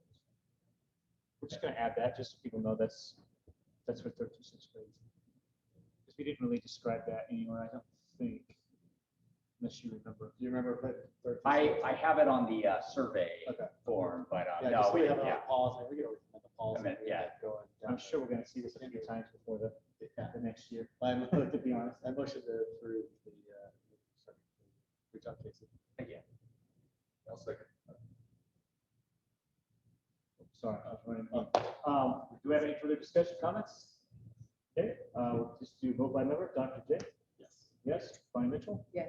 Yes. Mr. Gillespie? Aye. Aye. Mr. Yes. Chestnut? Yes. Okay, we have 4 yeses. Thank you, Mr. Woodruff. Just to give you an example where staff, Casey called me and he goes, am I doing the hybrid with the presentation? I said, oh yeah, of course. I forgot I put him on the agenda. I was like, first I told him, oh, I'm gonna do it. Don't worry about it. Then I looked at the agenda. So I appreciate him stepping in and saying, hey, this is what the program's about. This is what we do. I asked a few questions that I already knew the answers to. for the most part, just double checking, but you did a great job. Thank you. Appreciate you being very clear on it. He has Just for Success. Yeah, so. I might- Yes, so yeah. just for success, I don't want to do that one either. Okay, I'll do that one. I'm just teasing. So, yeah, Dress for Success, we made a couple modifications to the dress code. I don't know if you guys have noticed in the news, there's a lot of talk about school dress codes and that they unfairly target females. Mr. Osborne and I were kind of reflecting on this, and this is actually a discussion with the administration, but one of the complaints I've heard before is particularly with girls in the shorts, it's hard to find shorts. Now, our rule right now is that shorts cannot rise more than 3 inches above the knee. And I've been told that it's very hard to find those shorts for females. Osborne and I, we were talking, and we realized that, and this is aside from that, but that myself, I have shorter legs, he's got longer legs, okay? The same pair of shorts will work fine on me for dress code, but if he were to wear them, okay, he wouldn't be allowed to do it. So, and it's been really. Don't say tough. yes and try. Yeah. Yeah. That's what they're doing in our lives. Okay. I think, I mean, I don't think we're gonna be able to make it. I mean, just say people are different body types, but one of the things, and I should have started from the top, I think I'm starting from the bottom. We want to extend shorts, can actually, instead of going 3 inches above the knees, we want to bring it up to 4 inches. Been told a lot of girls especially are not wearing shorts on the hot days because they just can't find shorts. So it might be a little bit of a help. Skirts and dresses, though, we would still require that no more than 3 inches above the knees. That was the first change. Going up to number 2, we've always allowed dresses, rompers, which is, sure, does everyone know what a romper is? Dr. J doesn't know. So it's like a jumpsuit or like a onesie, it's just a like a suit. Yeah. I'm messing with it. Okay. But But got to know his female yeah, I threw that in there. Those conversations with parents. We allow rompers, and they kind of fit the same criteria as dresses. Okay, so this next one, see if you guys agree with this. We do allow hats to be worn, not indoors. We don't have any like stipulations on the hats. They can, as long as whatever's on the hat is appropriate for school. Now so here's the thing. At the top of our dress code, we say that the whole reason for this dress code, we're a leadership school. We are preparing students for adulthood. They're going to enter a job someday where they're going to be required a standard dress or a uniform. So my thought is the hats, when they're turned sideways or backwards, has been a dress code thing, so I've left it alone. But if we're going by that policy of dress for success, the hat, I'm thinking should be worn forward. Just like you look at jobs with baseball caps, you know, whether it's like FedEx, I see them there, the hat's always forward. Major League Baseball, hat's always forward. That's your catcher. That's your catcher, yes. So that was my thought, that we just require the hats to always be worn forwards. That, if you guys agree. And then t-shirts, I just put the word supporting, I don't know, I was missing that. I think that's everything. Go down. And just also for the board, there's a few stipulations at the bottom. We talk about progressive discipline. You know, we don't try to treat dress code like it's a suspendable offense and you're the worst person ever. We do treat it, you know, seriously and make sure that students need to change or parents are contacted, but we don't try to demean them or belittle them over the situation. I know sometimes that gets in the news, people get frustrated because of the way they're treated. We always want to treat our students with respect and dignity, of course. But you have chronic violations may result in some action by the board. If we have issues, we go to our contract accountability teams. And then the administration does have some discretion in terms of, like, let's say a short shows up and it's like, oh, it's not specifically in the dress code, but it's not, you know, it's not addressed. We have discretion as administrators to say, hey, that's just not appropriate. And so you never know. Sometimes there's loophole things that people find. And you can see how many times we've amended this policy. Yeah, I was looking at it. Yeah. I remember those days. I And we're will on say- a roll, 16, 17, and 18, and 19. It did before COVID And I remember having this conversation with Josh, it was like, wow, dress code is like, we're finally getting it. People are And then not. COVID, yeah. But then COVID, and then we had to modify Now the it's middle pajamas. school. Now it's kind of gotten, Now there's So some- I imagine it's gonna be a little bit of a struggle in the fall, but it was a good thing we were getting there. And we'll get it back there, so. I'll take a motion to approve unless there's any other discussion. Motion, yeah. First, do I have a second? I'll second it. Second by Ms. Mitchell. I'll take further questions, discussion. Seeing none, let's go to a vote. Dr. J? Aye. Mrs. Mitchell? Aye. Aye. Mr. I think you're catching on. I got it started. Mr. Gillespie and Mr. Cassidy. Aye, yes, okay. So we've got 4 votes for the dress code. Thank you, Mr. Woodgrift. I know we've had quite a few rousing conversations about dress code in his office. The shorts always. Add it tonight. Yes, it's a constant thing, as society changes different standards, we try to make sure that we recognize some appropriate dress for our kids. So, all right, next, get out of this one. I'm just gonna close out some tabs. There we go. Liability insurance through Keenan. This is my request to officially adopt our liability insurance. I think they do a great job. They actually have a charter school department. They work hard to get us renewal quotes. I provided the quote for you. You can see there's very little change to the premiums. This is the one that's expiring. For instance, this one is for our Hartford insurance. That's our liability there. You've got the renewal at $37,692. This is a business function that I'm very comfortable with approving. In fact, our workers' comp actually went down. Our renewal went down when we received the quote. So I wanted you to put your stamp of approval on the insurance if you so think that it's appropriate. I do have all the policies available. If you want to go through those, take a look at what the limits are. We have limits in our charter that we have to abide by, that the district has already mandated for us. So I'm sure Mr. Gillespie, we're great to, actually, we've talked about this in the past. Let's take a look at some of those. Make sure we firm those things up. Tiffany Lyon is our account manager. They do a great job. I really appreciate it. So are you familiar with Keenan at all? No, never Oh, did. okay, yeah. Yeah, and they've been around schools for, I think, 50 years. That's kind of their game. Yeah. So, I'll take a motion if you're good with approving the liability package for. A second. I got a first from Mr. Gillespie, a second from Dr. J. Any further discussion, questions? Okay, let's take a vote. Dr. J? Aye. Ms. Mitchell? Aye. Mr. Gillespie? Aye. Thank you very much. Like I said, those insurance policies are public documents if you want to go through those line by line. All right, let's go back to homeless education policy. I think I told you previously in my, oh no, I created a video for you all and I ended up not sending it. It did come out right, but that's okay. In there, I was talking about the fact this is boilerplate language that I took from another district. I actually asked the state for a good language for a homeless education policy. It's part of a requirement for Title I funding. So as part of we see Title I funding, there's also some requirements we need to make sure that we're attending to. And so this came from Kings County Schools. They said it's good language. It's very applicable to our school. I changed a little bit of it just in terms of, in fact, I could say I missed one. I tried to change superintendent at times to executive director, but I'm known as both. So I feel very comfortable based on the language that was sent to me from the state that this is appropriate for students. And it talks about protecting homeless students in their education. Currently, we have about 50 to 60 homeless students. And when you think of homeless, you're thinking they're living in a car somewhere or this or that. They could possibly be, but for the most part, I say almost all of them that we know of are doubled up with another family member. That's also considered homeless. So if you're doubled up with grandma or you're living with a different family member, you are also considered homeless. We receive extra funding for those students as well as Title I funding is there to address those students' needs as well. And so you can kind of see the stipulations and the information that we're required to adhere to.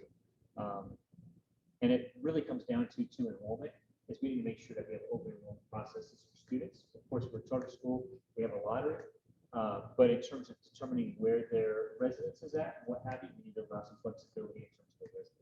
Like I said in the past, I don't think I've run into any situation where students so transient that they can't provide a residence facility really well. So, got a motion to approve the homeless education policy. Do I have a second? Bonnie? So first moved by Mike Cassidy, second by Bonnie Mitchell. Any further questions, conversation? We'll go to a vote. Mr. Cassidy. Aye. Aye, Mr. Gillespie. Aye. Mrs. Mitchell. Yes. And Mr. Jimenez. Dr. Jimenez. Oh, I almost got it. I almost got to the meeting.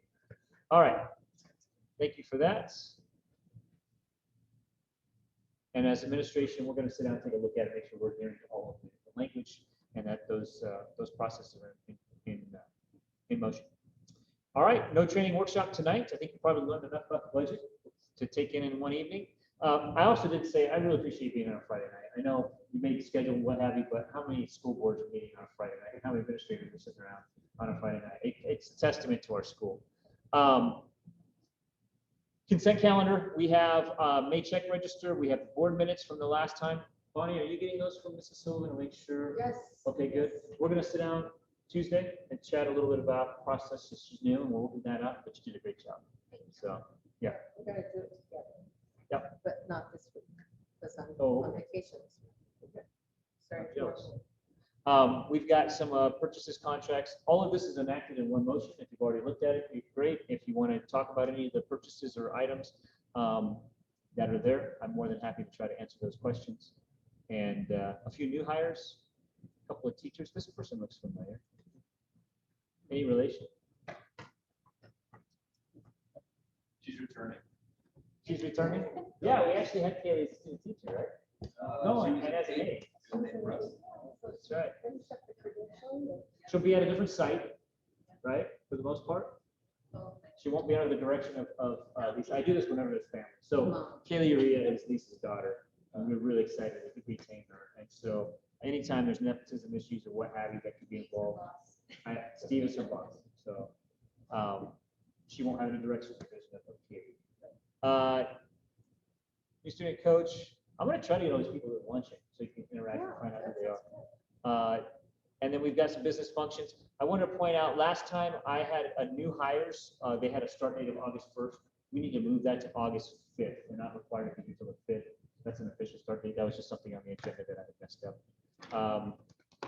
And then To approve letters E. motion to approve letters A through H. Do I have a second? Second by Mr. Testa. Okay. Any further comments, discussion, items for pulling? Okay, we'll start with Mrs. Mitchell. Yes. Mr. Gillespie. Mr. Cassidy. Yes. And Mr. Dr. Menace. Got it. Okay, appreciate that. We don't have a closed session tonight. We had a closed session. at the beginning. Oh, yes, thank you. I had a ratification for an employee that needed to take 4 days of leave. So we should add that. That's a separate item for consideration. So that was not a part of consent. Motion to accept. Thank you. So I've got a motion by Mrs. Mitchell to approve the ratifications, a second by Dr. Menace. We'll take a vote for Mr. Cassidy. Yes. Mr. Gillespie. Mrs. Mitchell. Dr. Menace. Okay. I appreciate that. I'm sure she'll appreciate that as well. Okay, we are board one member comments. We'll start with whoever wants to start. Whoever's ready. Good. I want to repeat again, I really want us to bring in a bunch of people with a lot of different jobs and some that we've never thought about before. Kind of thinking about outside of the box. I just saw something on, it came on Facebook, but it was the San Bernardino County Sheriff's Department is creating a group for kids who are interested in aircraft, aviation, being part of that, giving us some experiences, kind of like the Explorer program, but it's specifically for aircraft. So I don't know if they would get into stuff like some maintenance, repair, or just, wanting to learn how to fly. Possibly elected, yeah. Yeah, but there are a lot of things I think we might be able to touch on. Some of our kids that are a little bit outside of the box. And just kind of sitting on that I think that's a great thing to do. And now that we're opening up, and hopefully we can bring that enrichment electives again. That some others help do a little more funding on that. To get I think it would be great if we could get the sheriff's department to come out and do something. To me, that's a great connection teacher. Yeah. You are now the sheriff's I'll make a department. call. No, I get what she's saying, though. I mean, anytime we could get any sort of extra training. or And you're talking extra- about career, industry oriented, Yes, I other than am. just the 4 core subjects of math science. I always remember back to 8th grade when they asked us to write down before our little ceremony what we wanted to do. And I didn't have a clue. I think I said interior decorating. Not my gift. And something I've never done, Yeah. you know, so it wasn't, being a teacher was not on my radar at that Yeah, time. right. But it was because I hadn't been given an opportunity to think about it. I think we need to give our kids an opportunity to think about it, because suddenly when they get, and I didn't realize this until this year, when they get freshmen to the high school, they can pick a path in different arenas. And if they don't get into it at the beginning, it's a lot harder to get in the next year. But it gives us some exposure here. We've allocated some money in the LCAP for actual career type of instruction for the Yes. cultivate section. So I don't Absolutely. know if you saw any of that, but that's gotta be Yeah, I something did. that, it's gotta always be on our minds, especially for those middle schoolers. Well, we should see what what the high school is gearing those kids towards and try to align with that. Yeah. Yeah. Yeah, I know they appreciate our computer program and visual art and whatnot. So, cool. Great suggestion. Anything else? That's it for me. Mr. Rusty, any thoughts for them? Just how great it was to go to the graduation. That was I love the experiences, you know, having just started this and not really seen any of the students outside of my nephew. And he's, it was a good experience, and it really made me even more endeared to ILCS than I already have become. And the award ceremonies was Bonnie and I, we crushed it. We got medals and certificates. And, We had a ball. That is, to Good. me, having us be a part of things here. I love the awards. I love the graduation. I missed the cotillion this year. You know, that, whenever we can be around the kids, because we're not, otherwise, unless we make the effort to go and observe, you know, the processes, be there when the kids are there, we don't get to see them, be part of it. students are great. It's really just all I saw was what looked like great students. Yeah. Team, it's a big team. Discussion. Just looking forward to having a summer break, and then looking forward to starting next year back to 100% the way we were before all this. And last year, the absolute history of people. So that's my hope. That's all I think just for admin and teachers, just make sure they unplug and enjoy the summer and get ready for an exciting school year coming up. Yeah, thank you. Now, do you want to meet in July? I don't have any necessary requirement to do so. We usually dark in July and come back in August. I'm good with dark. Are you okay with that? I mean, if something comes up that I need to be addressed, I'll of course contact you, but how about in August? Has anybody got a schedule far enough out that they can look at those dates? We're trying for Hawaii. Do you, Yeah. You said we come back on a Thursday, is it the 5th? August 5th? Oh, the 12th. The 12th is the students, yeah. and then you were talking about doing that luncheon or something. Yeah. We could, in fact, one year we held, maybe it was the Something year like that. of the pandemic, we actually had a board meeting at the back to school night, if I recall. It was kind of an interesting thing where we had a We did. board meeting on campus while there was, We did. people could go to back to school night as well, just to kind of see if we get more participation. Yeah, that's true. But we could do it that first week, because, well, that's a tough week for us. I'll say that now. Is the second tour? No, if we're dark in July, it's June 18th. The second is not too early in August. It's kind of nice to do it before school starts, in case we have any kind of policies that need to be done prior. Are there any anticipated vacations or anything that would conflict with? Not for me. Not for me. There was, but it's gone. August 2nd. I think our admin's back for the most part in August, right? Steve, get a year off. Huh? Oh, nice. That's always say that we'll cut his budget at that meeting. When we get back, Steve.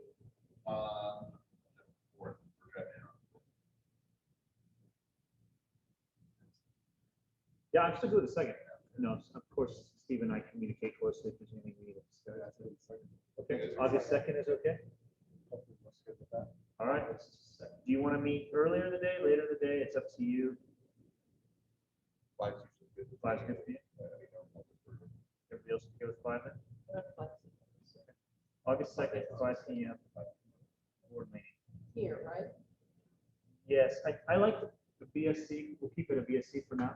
I don't know, with the McKay building, Lisa, do you have any plans for that for next year? Okay. I do meet with the pastors from here and set up a lunchtime, so we'll talk a little bit about that. Yeah, I told him about it. Okay. All right, that's